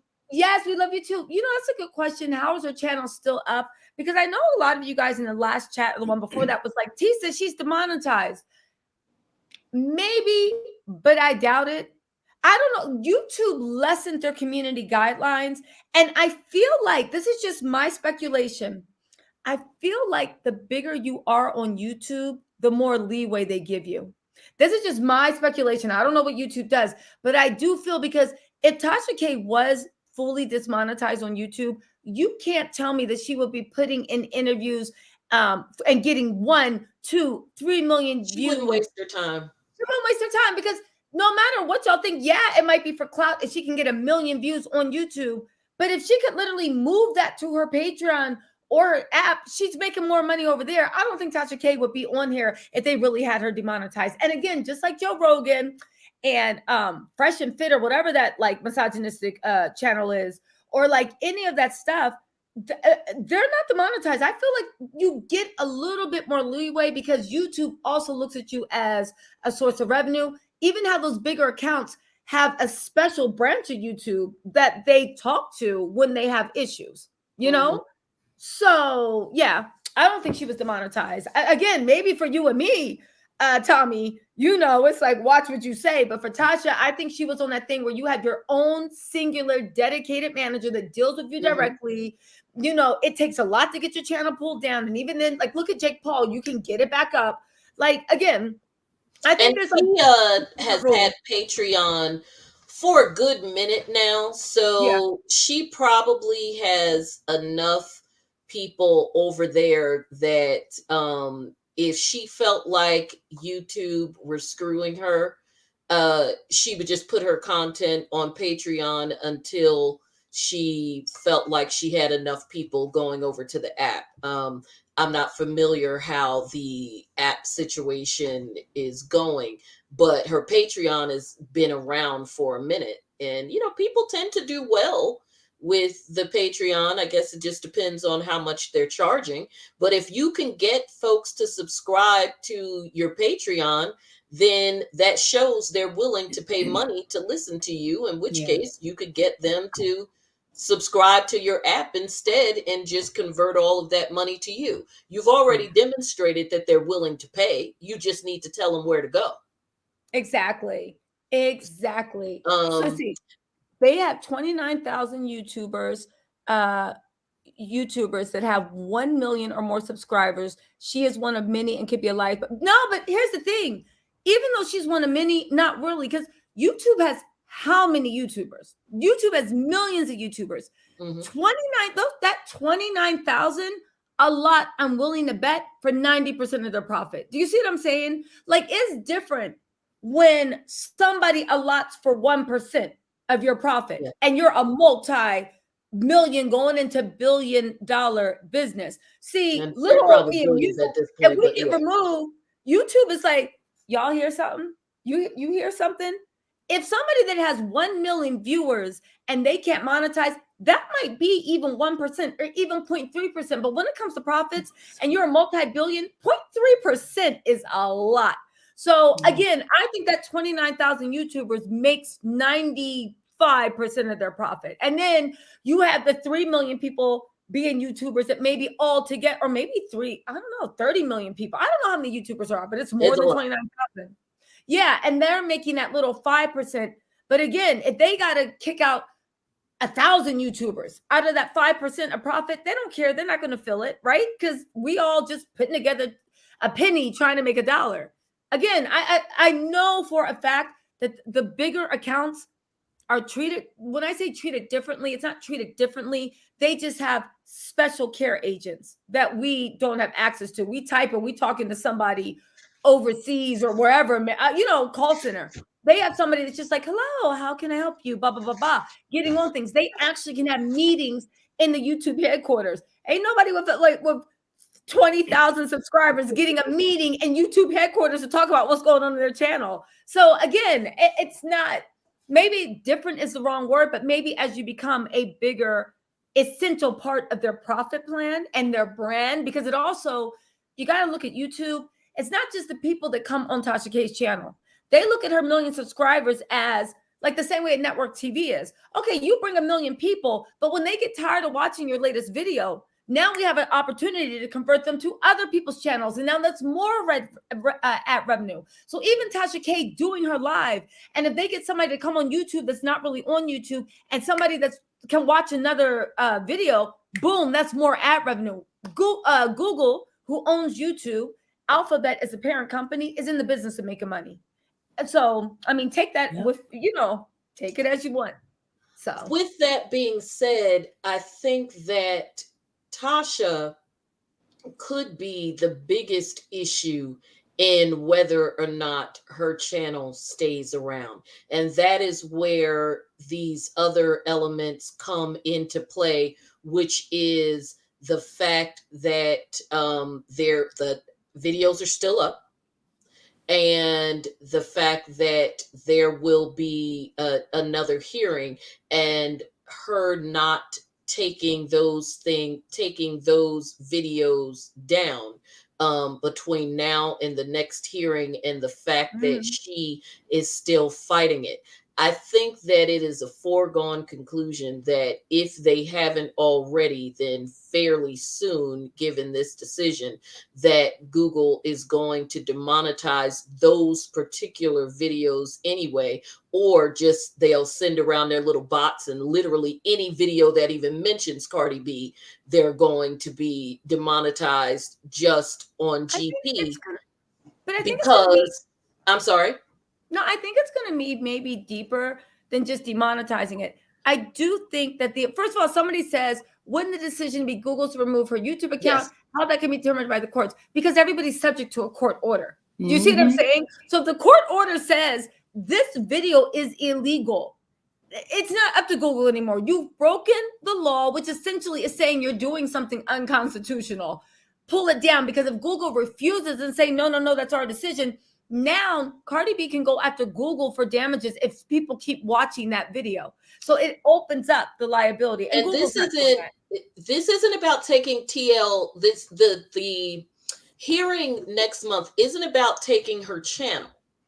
So let's be clear what the hit video is about. The video is the video, I saw that next thing come up and it put video in my head.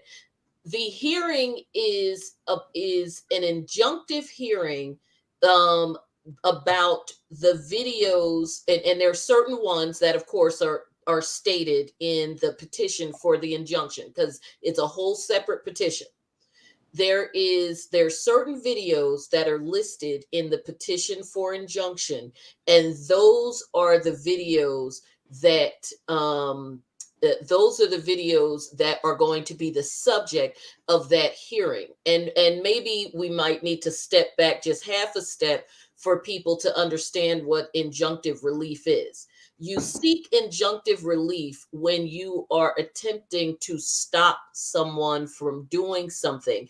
Essentially, someone may or may not have infringed on your rights, or are doing something that is harmful to your property. Like there's injunctive relief that threads all throughout, or that word injunctive relief threads all throughout anything. Like, for instance, in a divorce situation. Sorry. Okay.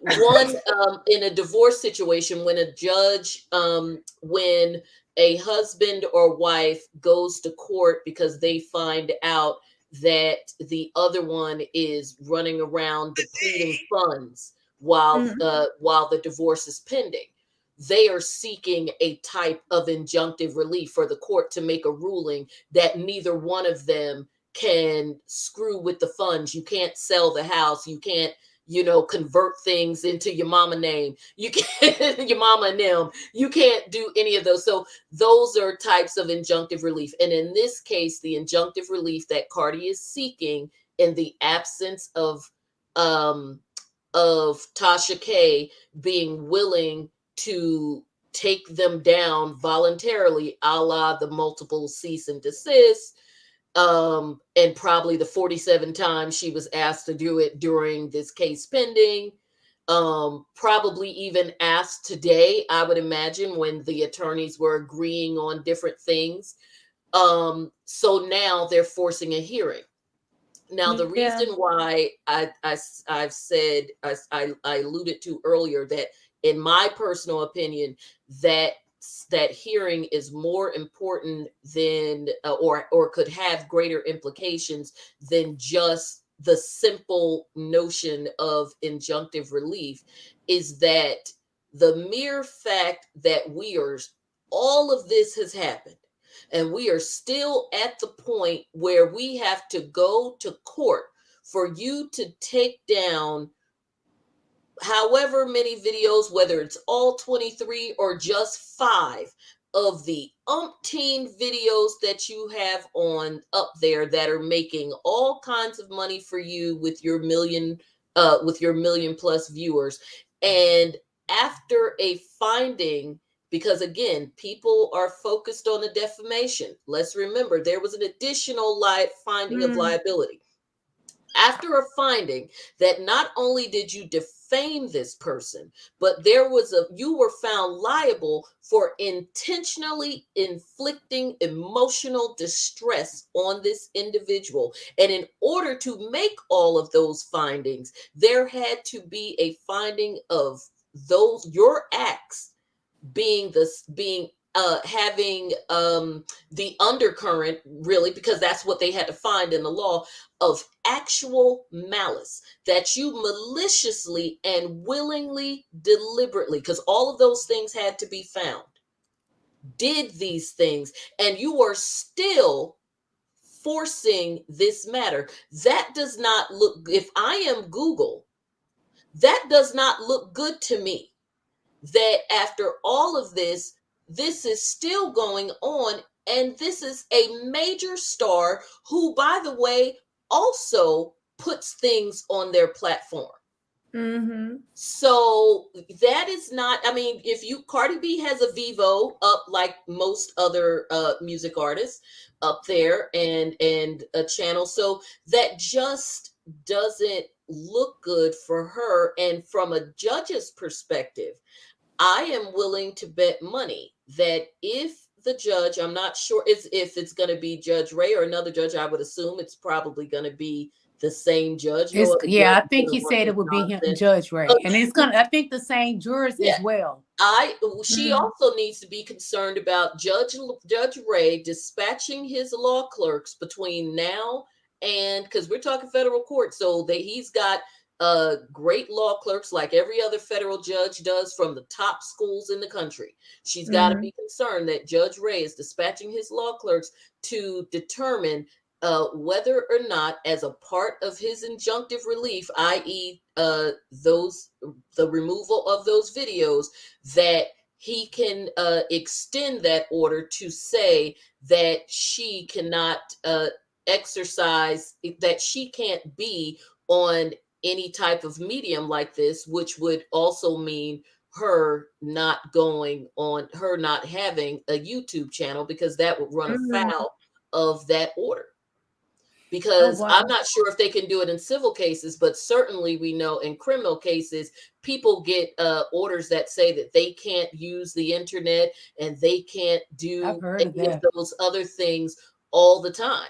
Just like when we see people the most notable recent example would be Elizabeth Holmes in the Theranos case. She had, not only does she, is she about to go to jail and she has all this other stuff, but one of the things that she can't do is she can't, once she gets out, she can't work in the pharmaceutical industry for a certain number of years. She can't do, certain things related to SEC filings, or like with a person who gets in trouble for what do you call the insider trading. Well, then they can't work on the stock exchange and whatever. So the court does, in certain instances, have at their disposal the right to go beyond what is asked, because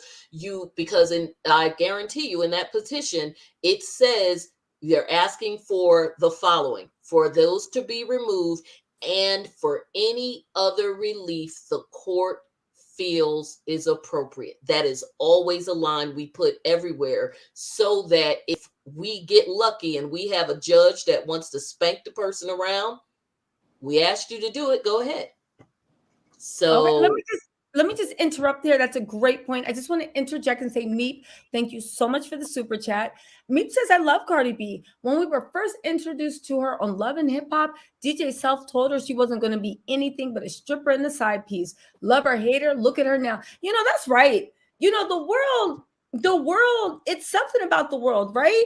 Where the world, when you try to step in your own thing, the world would try to pull you back, throw stuff at you, do whatever they can to get you back in line. But if you keep on marching, eventually people will start following behind you. So Cardi B realized that.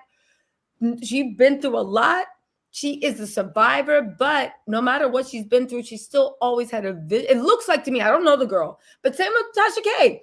There's something about, no matter how much, if you have a vision for who you are and what you deserve and what you can achieve, you will achieve it. That's why it's so important when you have little kids to fill their heads with they are the best, the best, the best. The world will tell them they're not shit, they're not smart enough, they're not pretty enough, they're not this, they're not that. You don't need to do that. You don't need to teach them how to be in their place. You need to teach them that your place is at the top, because those messages, I mean, I know I'm getting into like psychology, but those messages are what is going to be that thing. Just like Cardi B, no matter what she's been through, right? There was something in her head. Someone put a message in her head when she was younger. Maybe she put it in herself that she was destined for more and greatness, and she didn't stop until she got it. So listen, again. And the same with Tasha. Exactly the same. She may not have won this case, and some people can debate all day about whether or not they like what she says, what she doesn't say, and all of this. But ultimately, she is self-made. And of course, people will debate all day long about how she did that and stepping on people, and she talked about people. It doesn't matter. She did it. You didn't. She thought of it before you did. She got on the air and she worked her butt off every day. And again, whether you liked her methods or not, nobody can say that woman did not work hard to get to where she is. You may not have, it may not be my thing. It may not be your thing or Lily's thing. It's her thing.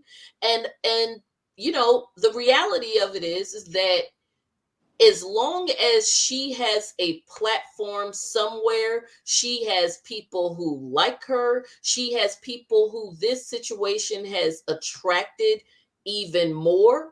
And unless or until she decides that she wants to do it differently, or that it's not working anymore because maybe it runs its course, there is a space for the Tasha K's. And if people don't believe there's a space for the Tasha K's, Howard Stern is in his 60s and he is still a millionaire doing what he does every day, going back and forth from his house in the Hamptons and his apartment in New York and what have you. Wendy Williams, if she was not ill, and she's nowhere near the type of stuff that he did. If she were not ill, Wendy Williams would be on the air in the middle of her 14th season. Yeah. That's true. And everybody who has something to say about it would still be saying it, but Wendy would still be cashing checks and sitting in her purple chair. The only You know reason she what? isn't there is because of her health, not because she doesn't have fans or people willing to sign the contracts to keep her on the air. Amen to that. Listen, I say all the time, and y'all be thinking I have faith. You cannot like something about someone, but still admire something else. There can be someone that is evil, the devil incarnate, and be like, but she always got to look when she walk into the room. That girl can dress, right? There could be someone you think is a complete monster, and you're like, but they have such the sweetest face. Tasha K and Cardi B, like Johnda said, I can look at Johnda and be like, I don't want to be an attorney, but god damn, Johnda turns it out when she walks into court, right? You can admire what someone does and it not be for you, or you not want it, or you not even approve of it, but you admire the certain parts, like, but she damn sure does the thing. So again, it's so funny. Tasha K and Cardi B have a lot in common. They do. They have a lot in common. The world was against them. The only It's thing the hustle. yeah, but you know what else I want to say about that though? I feel like one of the differences, and I don't know either of them. So this is armchair analysis. Welcome to myopinion.com, Well, right? we do that here too. Yeah. But here's the thing. I honestly think Cardi B would have cannibalized herself, like Tasha K appears to be, had Cardi B not had it in her personality to build a team and to build a world around her. Now, I'm sure there's something internally. Maybe she's been stabbed at, like, who knows about that? But Tasha K, if you see the way, what was the downfall with the corporation? It was only her and her husband. Yep. Y'all didn't trust anybody enough to get in any other officers just to have the illusion. But we have to, in fairness, remember that Cardi B is an enterprise that makes other people money. So while she may have, over the years, I would hope, may have, and probably still is, if you should always be a student.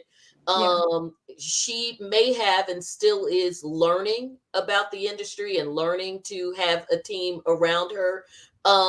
There was an industry that was built around her right away when it was clear that she was a breakout star, from Love and Hip Hop, etc. And so a team was built around her. Now, luckily, because it appears, I can only go from looking from the outside in, it appears that part of her own personality, which is a good thing, is that she didn't sign her life away in terms of not being an integral part of that team that was built around her. So, which is good, because then it does give the appearance that she is the boss running everybody else. But in fairness to Tasha K, because Cardi, it was seen by someone smart looking at her, they realized if we package this right and put the right scenario around her, she can be a superstar. And so, and of course, Tasha didn't have that. So yes, it is just her and her husband.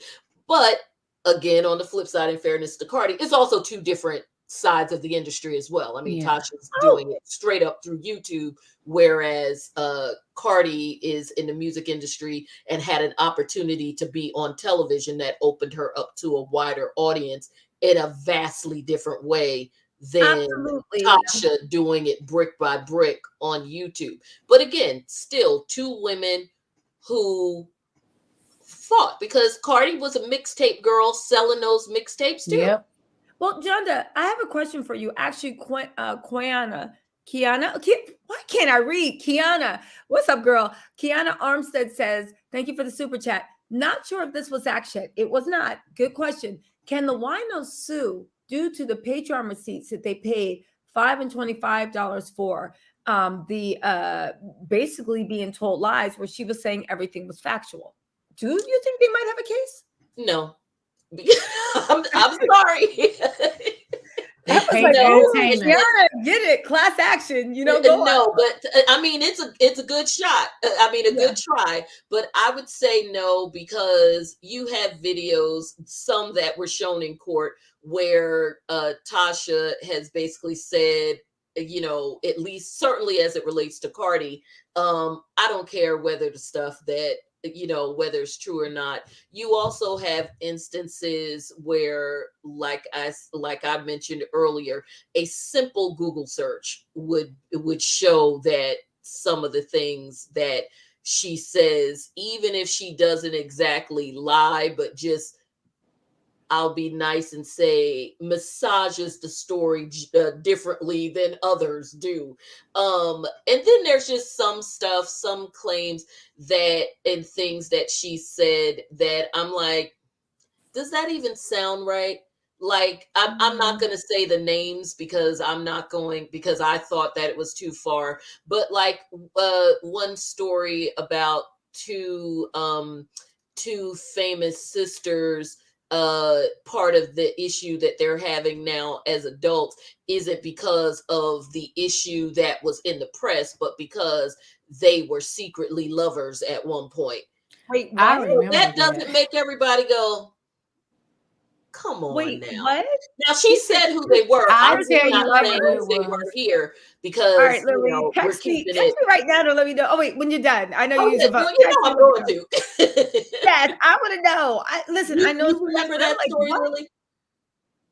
Even Lily the said stuff about Beyonce was like crazy. Some of the stuff she Yeah. would say about Beyonce, Yeah, I I was like, well, mean, maybe I'm but lost that in one, I time. was like, okay, come on, y'all. I mean, there's some stories that if she said them, the stuff that she said on her YouTube, some of that stuff was so outrageous. I can only imagine the things that were said on Patreon, because there are some things that if I didn't know just from the blurb, because again, you know, the whole clickbait thing, there are some things that were said from the clickbait perspective, that were, the claims were so over the top, I had to double check that I hadn't accidentally clicked on the onion as opposed to Tasha K. Yeah. So when you have stuff that is that wild and that out there, to me that would be like people who follow or subscribe to Breitbart Media now deciding that you want to sue him. Really? So Okay, I get what you said. you Okay, know. that's a good point. That's a good point. So ultimately that's where I go with that. Now again, there are people who may say, no, if she said it was the truth, it's the truth. And in fairness to Quana, I'm not like totally anti that notion that I subscribed to you and you held yourself out to be truthful, and now I'm like, you're an admitted liar and someone who is happy to make up stories as long as people will come and listen. I do it. So, I mean, I don't mean to make fun. So, Quana, I do think that what you're saying, it is problematic and concerning, especially considering that these are paid subscriptions. So I think it's a very interesting question. My thoughts, so let's just say my little rant on it is my personal opinion, just based on the fact that the stuff sounded crazy to me. Yeah. But there may be other attorneys who would say, and I wouldn't criticize them at all. There are other attorneys who might say, yeah, but Johnda, remember, we've got to take ourselves out of it sounding crazy to us and just look at it in pure black and white. Did she hold herself out to be telling the truth? And did these people subscribe to her with the impression that she would be giving them true tea? That's a good one. So She basically, said her wine is Very always interesting. good. I don't know if it would fly anywhere, but it's certainly an interesting discussion. Hell, it got us talking about it for 5 minutes. true. So thanks, Kiana. Or I'm sorry, is it It's Kiana? Kiana, yeah. Kiana. So it's an interesting theory for sure.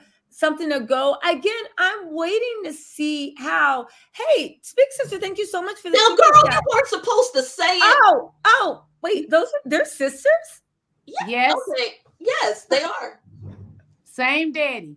Yeah. They had a fine daddy too. Yeah, he was. He He was was in the fine. streets though.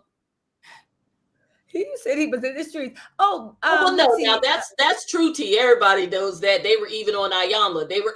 Yep. Okay. They still ain't speaking. I thought they were cousins, but okay. So Meep Daddy said, was sold in the streets. He got shot by his girlfriend. Isn't that who Yep. killed him?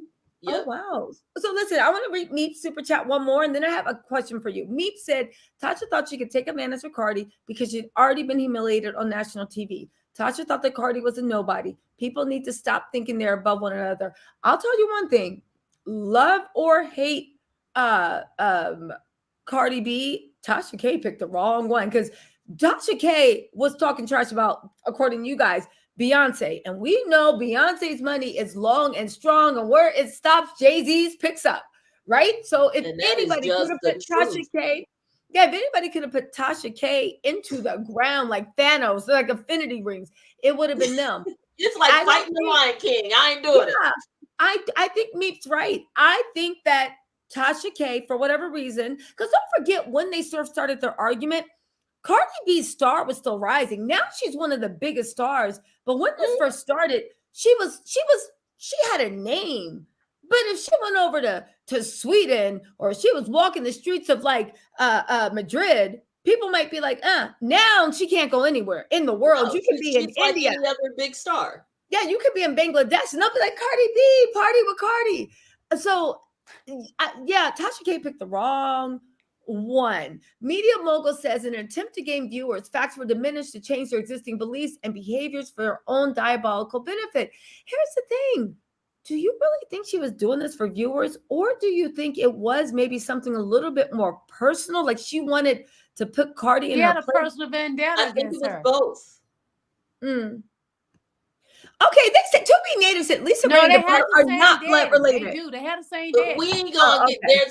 we ain't gonna get into all of that. They say they're sisters. They say they're the same daddy. It was people like, interestingly enough, Tasha K, who said that two women who told the world we have the same daddy don't have the same daddy. If they say they got the same daddy, She said who am they I to was say they don't? That's Parker true, right? munching and everything else. Yes. True. That is crazy. So I gotta ask you guys, Lillie, from what you've heard, because you've been in the courtroom, right? There were a lot of people in court taking notes, doing this, doing that, right? So you've been in the courtroom, and you know, you're a friendly person, so you kind of know the mood in the courtroom. I want to ask you, and then I want to ask Johnda, kind of like to wrap things up. Where did you guys see things going, or what's the general sentiment for legally how things are going to go on February 20th for that other thing? And also, like, is Tasha just defeated? I mean, she agreed that she wouldn't appeal the judgment. Does that mean that she agreed she wouldn't appeal, or can you sign those appeal rights away, or no? No, she agreed that she wouldn't ask for damages to be reduced. If she Okay, wants to, okay. if her appealing would be her appealing the case to say that as a matter of law, the verdict finding her liable was wrong. If she were to get an appeals court to hear this case, and that court were to indeed find that there was assignable error and she should not have been found liable, whether that means they overturn it all outright, or if they vacate the verdict and send it back down below for a new trial. Either way, that would just, by operation of law, it just, in the most simplest of terms, that would eliminate the verdict anyway, because if the case doesn't exist, or if the liability doesn't exist, then the damages don't exist. So that's a different question. The appeal would be on the underlying issues in the case. Should she even have been found liable in the first place? And of course, if liability goes away, damages go with it. Because Gotcha. yeah, Okay. so that's what those two issues are. And if I could really quick, because I looked this up for you guys, because I know that this is something that keeps coming up again and again, the bankruptcy issue. Everybody's like, oh, she can just go out and file bankruptcy. See, I told you I was going to be ready. The bankruptcy issue. Well, while believe it or not, there are some judgments that can be discharged in bankruptcy. Not child support, y'all, so don't try. But there are some judgments that can be discharged in bankruptcy. There are certain categories of judgments that cannot. And wouldn't you know it, your girl Tasha K just happened to step into one of the major ones. What? The judgment cannot be a punitive judgment or any judgment that is based in a finding of malice or He said that too. Yes, or willful conduct towards towards a person or property cannot be discharged in bankruptcy. Remember, in order to find that she was liable, what was the number one thing this jury had to find? That there was actual malice or willful conduct against this person. So when it comes to bankruptcy, that is automatically out the window. Wow. And we probably should have said this sooner. It was out the window from day one. It's not even about the damages. Bankruptcy was never going to be available in this scenario because of the nature of the case, because what the jury needed to find in order to find her liable is the very thing that defines what is a judgment that bankruptcy can help you get rid of versus one that they can't. Now, is it possible that she can maybe file a Chapter 13, which is a reorganization of her debts, and of course have in the trustee working with her to reorganize her debts? Yeah. Then of course the judgment can be a part of that reorganization. Then sure, because the goal in that 13 is to help the person to still pay their debts, but in a different way. And some of them reduced, of course, not this one, but some you have to pay every month reduced. So this one would be one of the ones that wouldn't be reduced, but it could still be reorganized to make it manageable if she wanted to do a 13 that would help her with her any other property or debt that she and her family may have, and working this one into it. But in terms of it going away or being reduced using the bankruptcy laws, that is not available to her just by the very nature of this case and why the damages were imposed in the first place. So this is a situation where literally the why of how we got here impacts whether or not the bankruptcy court reduces the debt, and it has absolutely nothing to do with whether you all are on Skid Row eating pork and beans and can't afford anything else.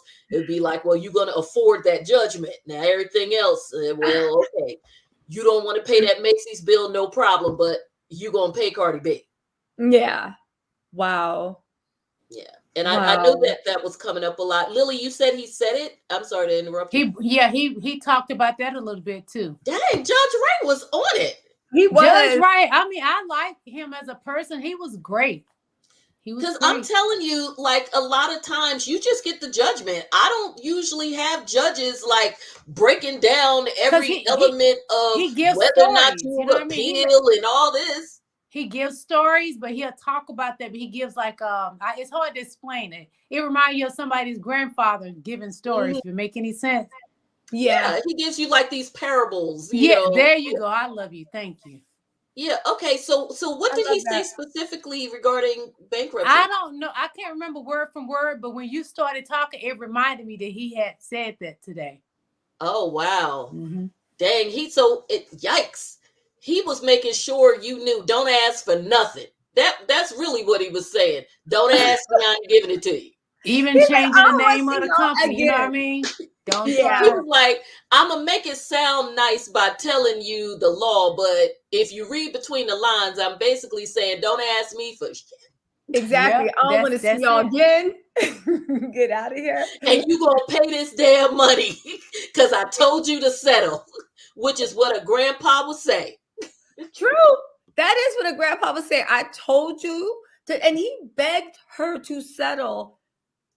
And I'm sure it's not the first time she heard it, because if a judge was begging me to settle and told my lawyer to go back to law school, I would be like, let me get a second opinion. I wouldn't, maybe the judge is hating. I don't know. We all saw, like, Georgia, sometimes you got to be like, what's going on there? But if I got a second opinion and other lawyers were like, no, he's actually steering you the right way, I would have been looking for a way to settle. But He again, literally said it on the record. He said, and I'm not talking about now, he said it back in July when he made that ruling dismissing Tasha K's countersuit. He Mhm. said it then because he was like, okay, so basically there's nothing, there's nothing left on this side. And like I told you, when you read the decision that he did on the countersuit, because he did a written opinion on that, he did like a 24-page written opinion. And if you read the opinion, he was basically giving a roadmap to his thought process. Like, literally, if this was not a jury trial and it was a bench trial and you were to read that opinion, which wasn't even like, for the final decision, it was just addressing those preliminary motions. If you read that opinion basically told you exactly how he would have ruled on the case if he was the one who was making the decision as opposed to the jury. Like, so he true. literally mapped it out page by page. He even tried True. to help her during the trial too, you guys. It was so many ways he was trying to help her, even when she was not giving the right answers or anything. He was like, you sure that you want this to be your answer? He Yeah. had grace. I THC feel that buddy. he is a judge of grace. That's my opinion. I'm sorry, Lily. I'm reading this about the retest. They said the judge acted like a teacher offering a retest to the slowest students in the class. He gave Olga too many passes and do-overs. He did. Listen. Oh my goodness. That was Olga. Listen, Bless again, her heart. Olga would have been sitting by the empty snack machine in the hallway. Literally, hold our coffee and watch our bags, Olga. Stay out of court. Olga, I don't know what happened. Again, maybe she's really good at intimidating. Because listen, not that many lawsuits go to trial. Or not the amount that you would think, right? No, they don't. Yeah, they talk big and bad. But at the end of the day, when you have two skilled lawyers, right? They mostly try to settle it out of court. It's done behind closed doors. Yes, exactly. And even If the number of cases, and I'm talking criminal and civil, if the number of cases that were truly in existence all went to trial, or at least all attempted to go to trial, nobody would ever still be able to have trials because there wouldn't be enough days in the week, courthouses, judges, whatever. Courthouses would have to run like 24 hours a day, 7 days a week, with buildings filled with 50 judges. It is just not how things are done. Yeah, exactly. No, it's just not how things are done. So listen, ladies, Lily, before we go, we didn't get your into what do you think of the mood? What do you think is going to happen? Give us your best guide. We know Attorney Johnda, you did call it with Tasha K maybe being a problem child. You saw it. That's one thing why you need experts, because from the outside looking in, we're like, well, at least I was. I don't want to speak for y'all. The chat's gonna be like, we weren't, right? But I was I called damages. I gotta give myself a little prop. Did I call it on the button with those damages last night? You listen, you 100% did. And that's why you need experts and also eyewitnesses, because again, we can always say it was ABC, but y'all literally broke it down like, no, that's cute. But this is what it actually was. Lily, I do want to hear, let me just read this and then I want to hear what you felt when you left that courtroom and your impressions.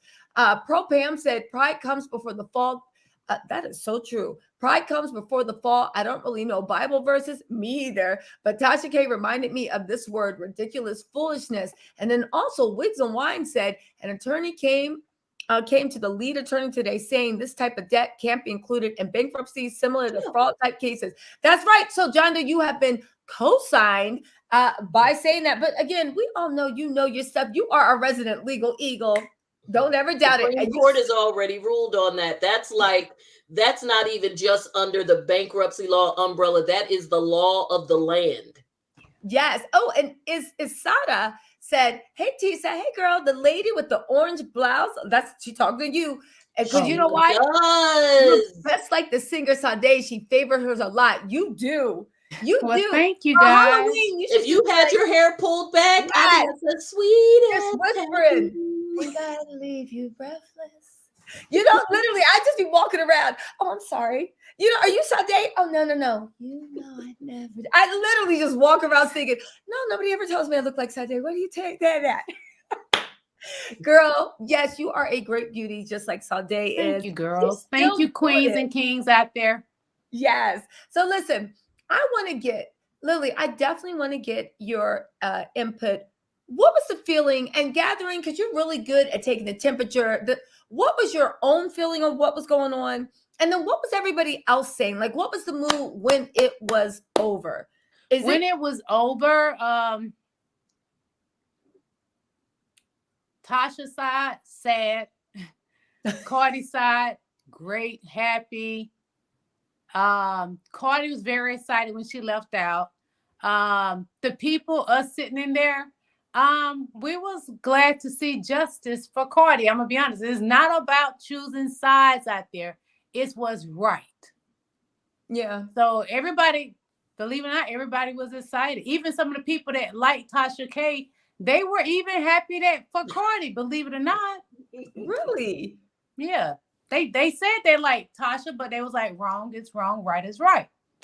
Yeah. It is. It is. I hope, but I don't know. I was just literally doing the little thing about my own hopes that sometimes when you get knocked down to nothing, it is the universe telling you wrong road. And even though it seems like you had a big fall from grace, it was the universe saving you from an even bigger fall, right? Yeah.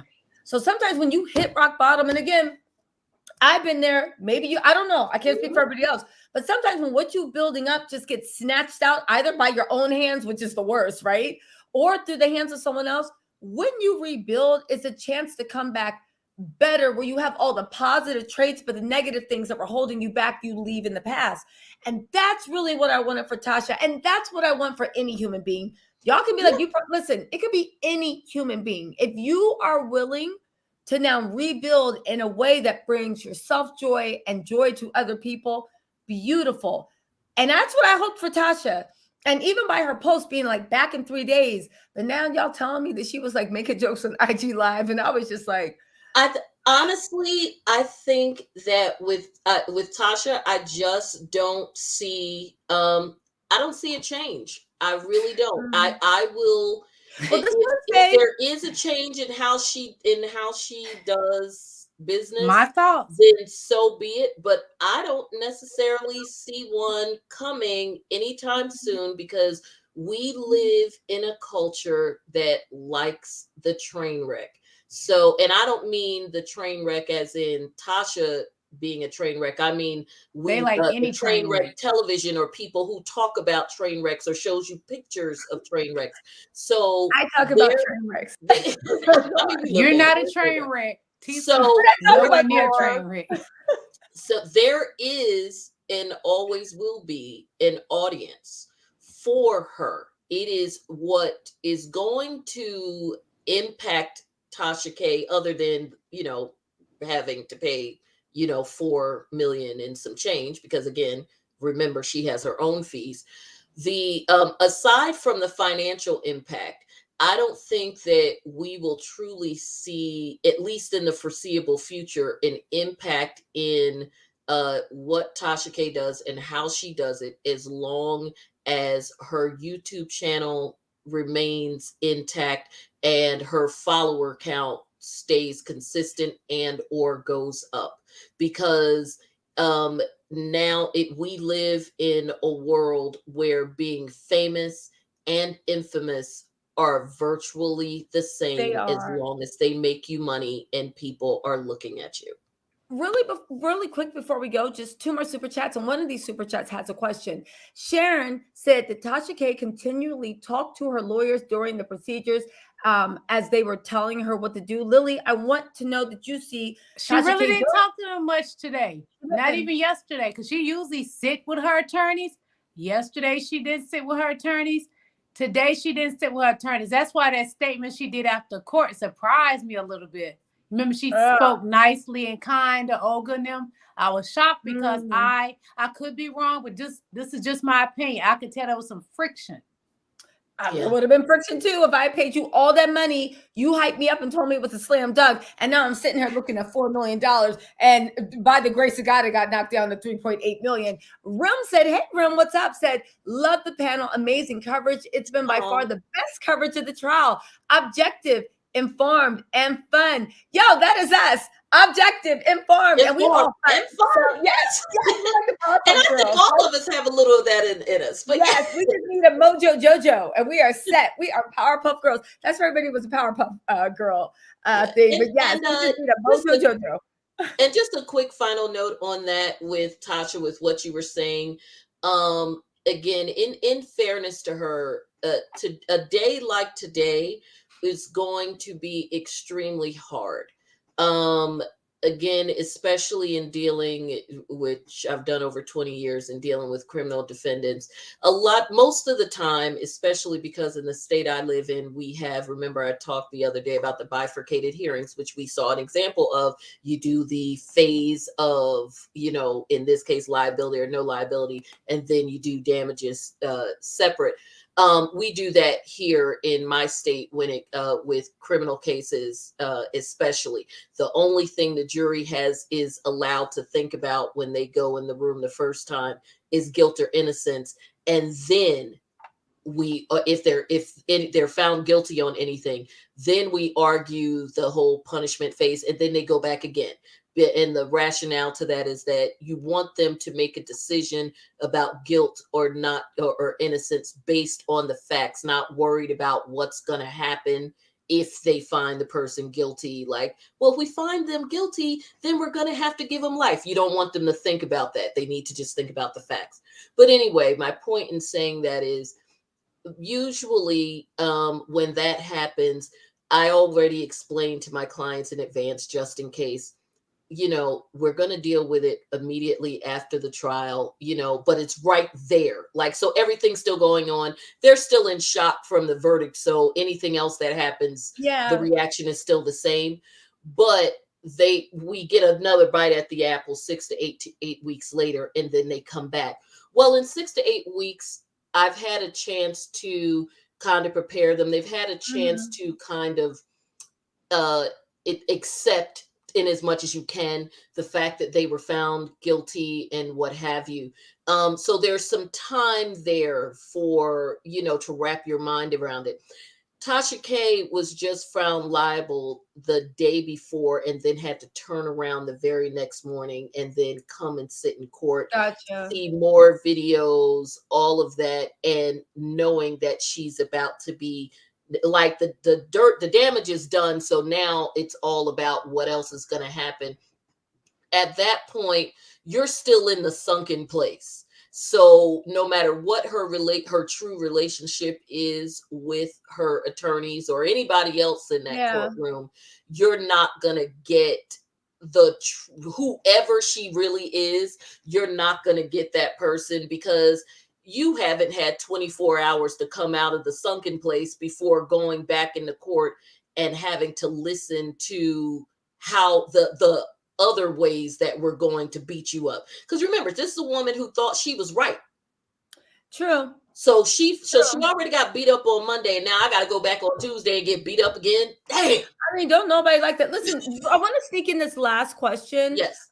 Marva Smith, hey Marva, said, is Tasha K prohibited from mentioning Cardi B again? I haven't heard that. I think she will be. I think she Okay, in will the be though, once they injunction. do the video stuff. Because I think it was something said about that, if I'm not mistaken, because I don't want to be saying something that's not true.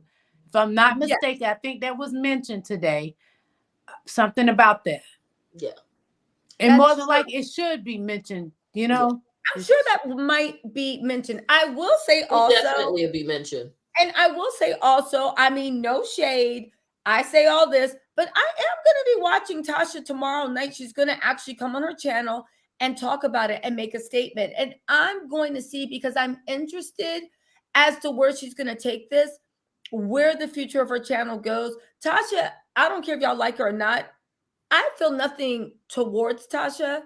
I have respect for what she built her business, and somebody that built something that much, they're not going to just go and flush it down the toilet. No. This wasn't a hobby for her. It wasn't a game. If there's anything we know she loves, it's her husband, her kids, and that damn business they built. So I'm interested to see where's the future of her business is going to go, what she's going to do with it, and what's going to be her mood. Again, I'm very, very interested. From what I see with Tasha, I know she's not going to be sitting there breaking down crying on camera. That's just not her.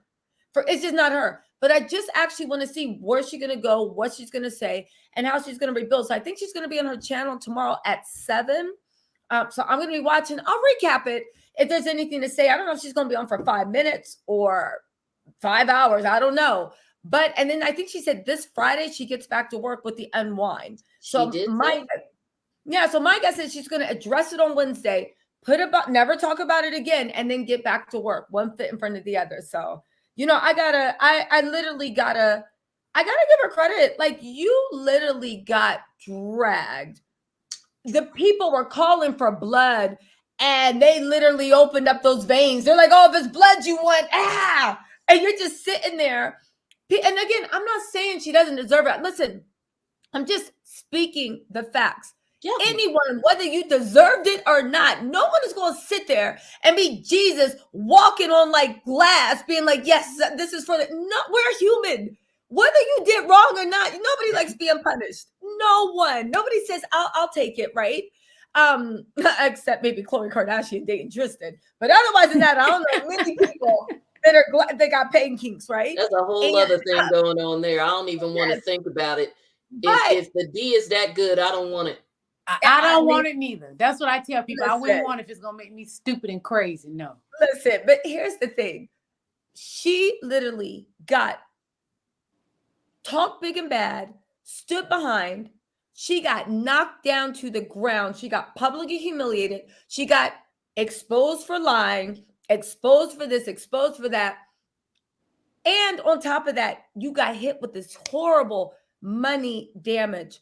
I'll say one thing, whether she deserved it or not, it is, and I know some people say, well, she got to. It's a lot of courage to get back up on a Friday and going live after all this mess happening. You know, the trolls are going to be like, ha, ha, ha. That's why your daughter don't got college. And the other piece to this that we didn't mention tonight, for those who have watched Tasha over the years, whether steadily or intermittently, the other thing that she prides herself on and brags about quite a bit, and I don't say that negatively because you married the man, you should brag on him. That's your boo. Is she talks about how great her husband is, how great her marriage is, and you know, we got and you know, I mean, she gets down right into it. You know, doesn't she, Lillie? How often she got to give it to him? You know, all of that. So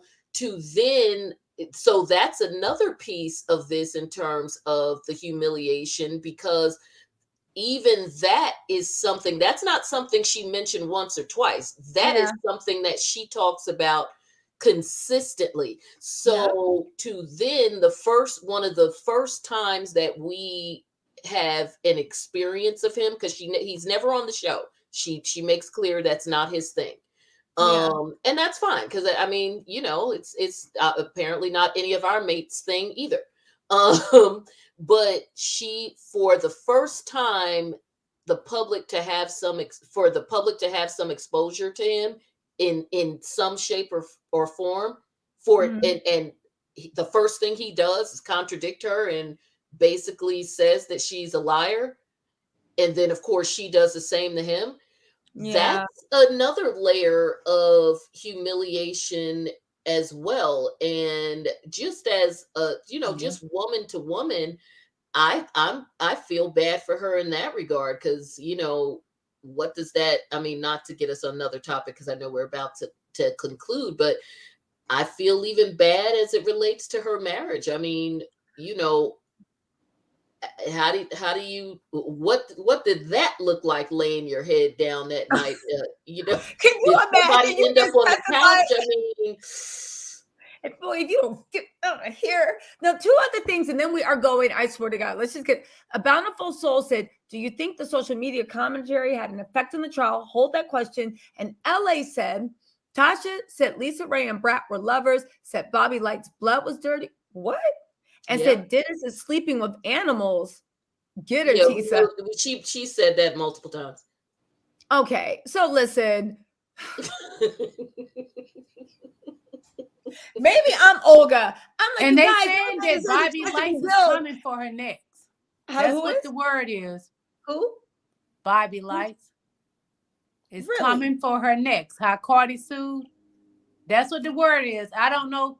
Allegedly, that's what the word is. We'll see. I heard that today too, but it was like I can't even remember which random blogger I heard it on, because I was clicking around. Yeah. Okay, so listen, last question. This is the very, very last question. Do you think the social media commentary had an effect on the trial? No. I do. I just know human nature.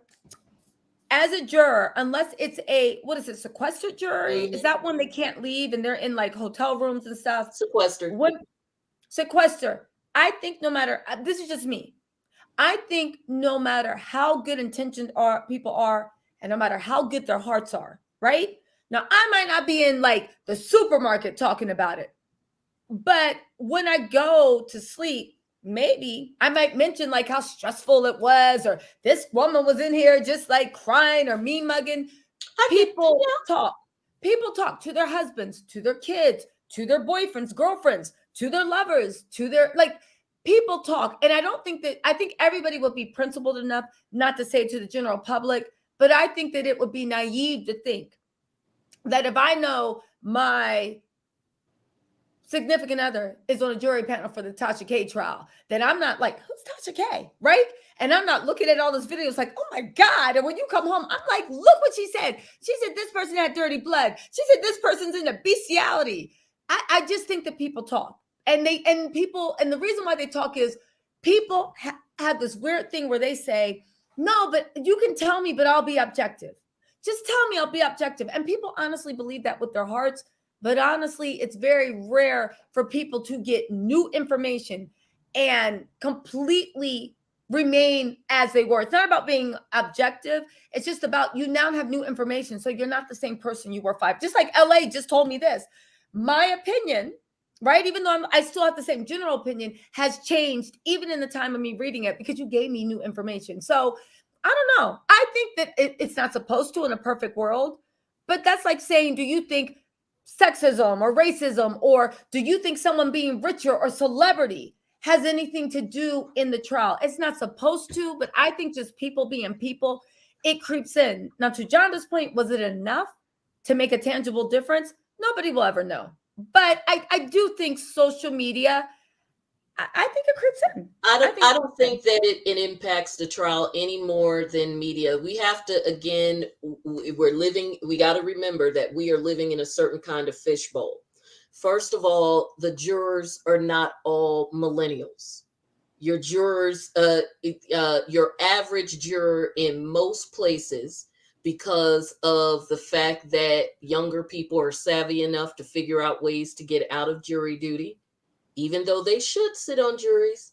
The fact that the fact that people, depending on how a particular county or area chooses their juries, some go by their DMV rolls, some go by their voter registrations, all of that. So depending on where you live and how juries are chosen, most juries, the median age is 45 and up. That is the median age, which Aunties and means uncles gossip more than anyone. yeah, They which are the yeah, but gossip that's kings not of what the the family. question. But that's not the question. The question was social media commentary, like people like us, and I'm Facebook, saying that Facebook and social media. given the age of the jury, given the race, even the racial makeup of the jury. First of all, this case is not even talked about in every social media circle because it is involving two women of color.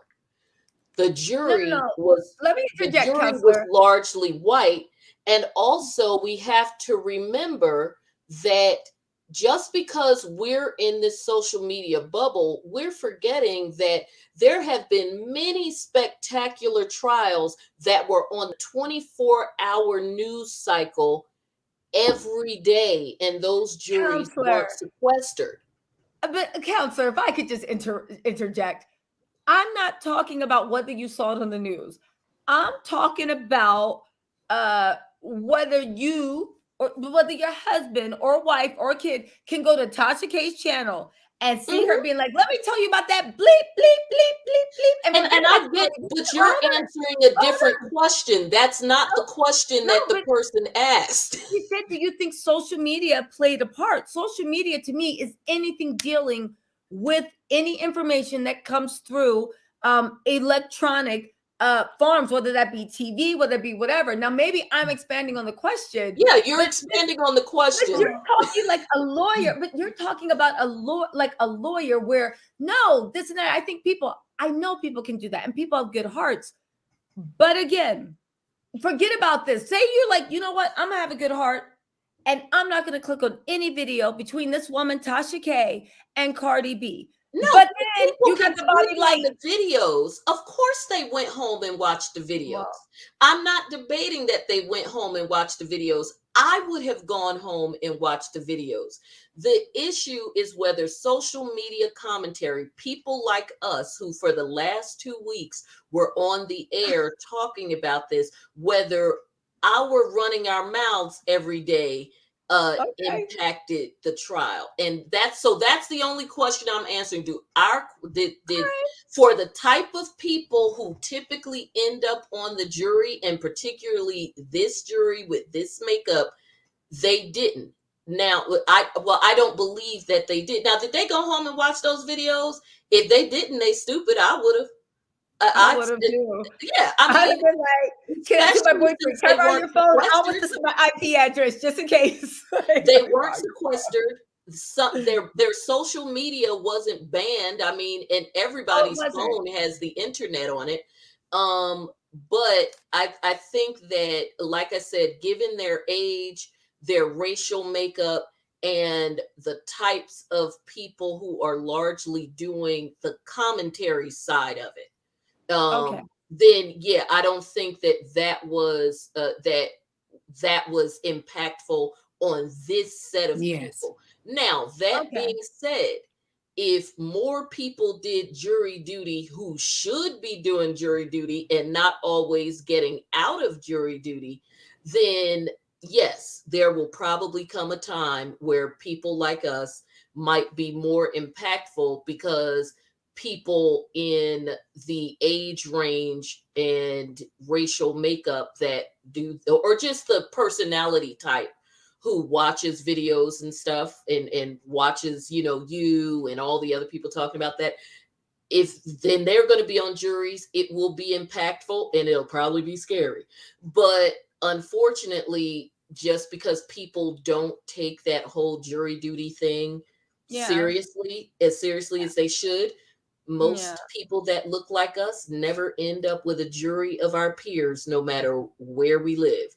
Well, And I'm Cardi B and certainly. Tasha K's jury, I'm sure Lillie can attest, was not a jury of their peers in No. age, color, nothing. No. Yeah. Because Well, I thought it was one black person. They said it was another African American. They just looked Hispanic, but it was okay. mainly white. again, I still say one black person. Because that person looked like a Hispanic. Tisa's like, I mean, Lily's like, they not going to convince me. That person was not black. Hispanic, but it was not. Listen. It wasn't in favor of African Americans. No. Well, listen, you guys, listen. Great pushback. Like Itzy said, it seems like the crowd is with you, counselor. Said, no, Tisa, we love you, but no, girl. I agree. No, I was with you. I was just like, no, I see your it was point. just a question. I was, I agree, but you know me. I was sticking within that little box, and you were like, you know me, the vlogger in me. I'm like, expand the question. I'm like, oh, we're talking about all social media ever. You know, we talk about, for the year the television was first invented. But you know what? No, listen, I definitely see you guys' point. We are all going to be listening open ears to what Tasha K has to say tomorrow. We might have to reconvene this panel at an earlier time, but just to see, like, if she says anything that might be like, Tasha, girl, you tried it. But you guys, I want to say we had the best time covering this case. Next time we go anything legal, we are going to get Lillie back, and we're going to get just Johnda. I don't care if Lillie's sitting in that courtroom or not. She is going to be there front and center, do the damn thing, because your opinion is everything. And as usual, counselor, your perspective and opinion is always spot on, top notch, like that. Don't ever doubt the credentials, right? Esquire, that Esquire is behind there for a reason. Also, you guys, if you want more of Lillie and Johnda, and I know you do, in the description box, you have their IGs and you have their YouTube pages. You also, Johnda has a podcast on top of that, and she's written a book.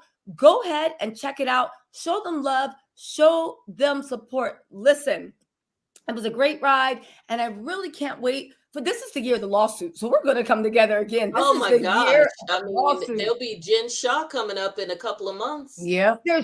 There's Travis Scott, there's Jen Shaw. There's a lot of people like suing right now.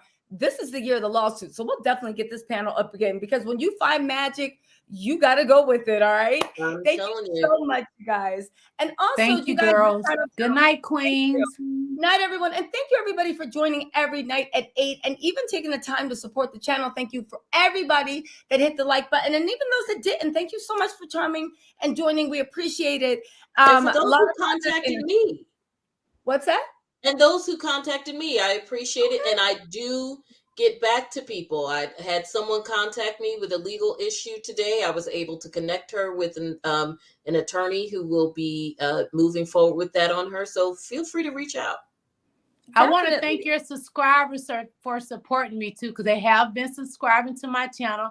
Thank you, guys. I love you. And Tisa, I love you. Oh, thank you, babe. I love both of you queens. Yes, thank you guys so much. And thanks for supporting. You know what? Listen, I look at this channel, especially you guys, my friends. We can drag, we can roast people. We can be like, so I heard that baby ain't even his, right? But at the end of the day, it's all like literally. At the end of the day, it's all good fun. It's not that serious. This is entertainment, and hopefully you can get some education out of it too. But at the end of the day, it's just like girlfriends, people sitting around, kikiing, having it. And at the end of the day, it's all love. So we hope that we made your day, evening, wherever you are, just a little brighter. All right. We'll talk to you guys later. Right? Bye. All right. Bye, everybody. Bye-bye.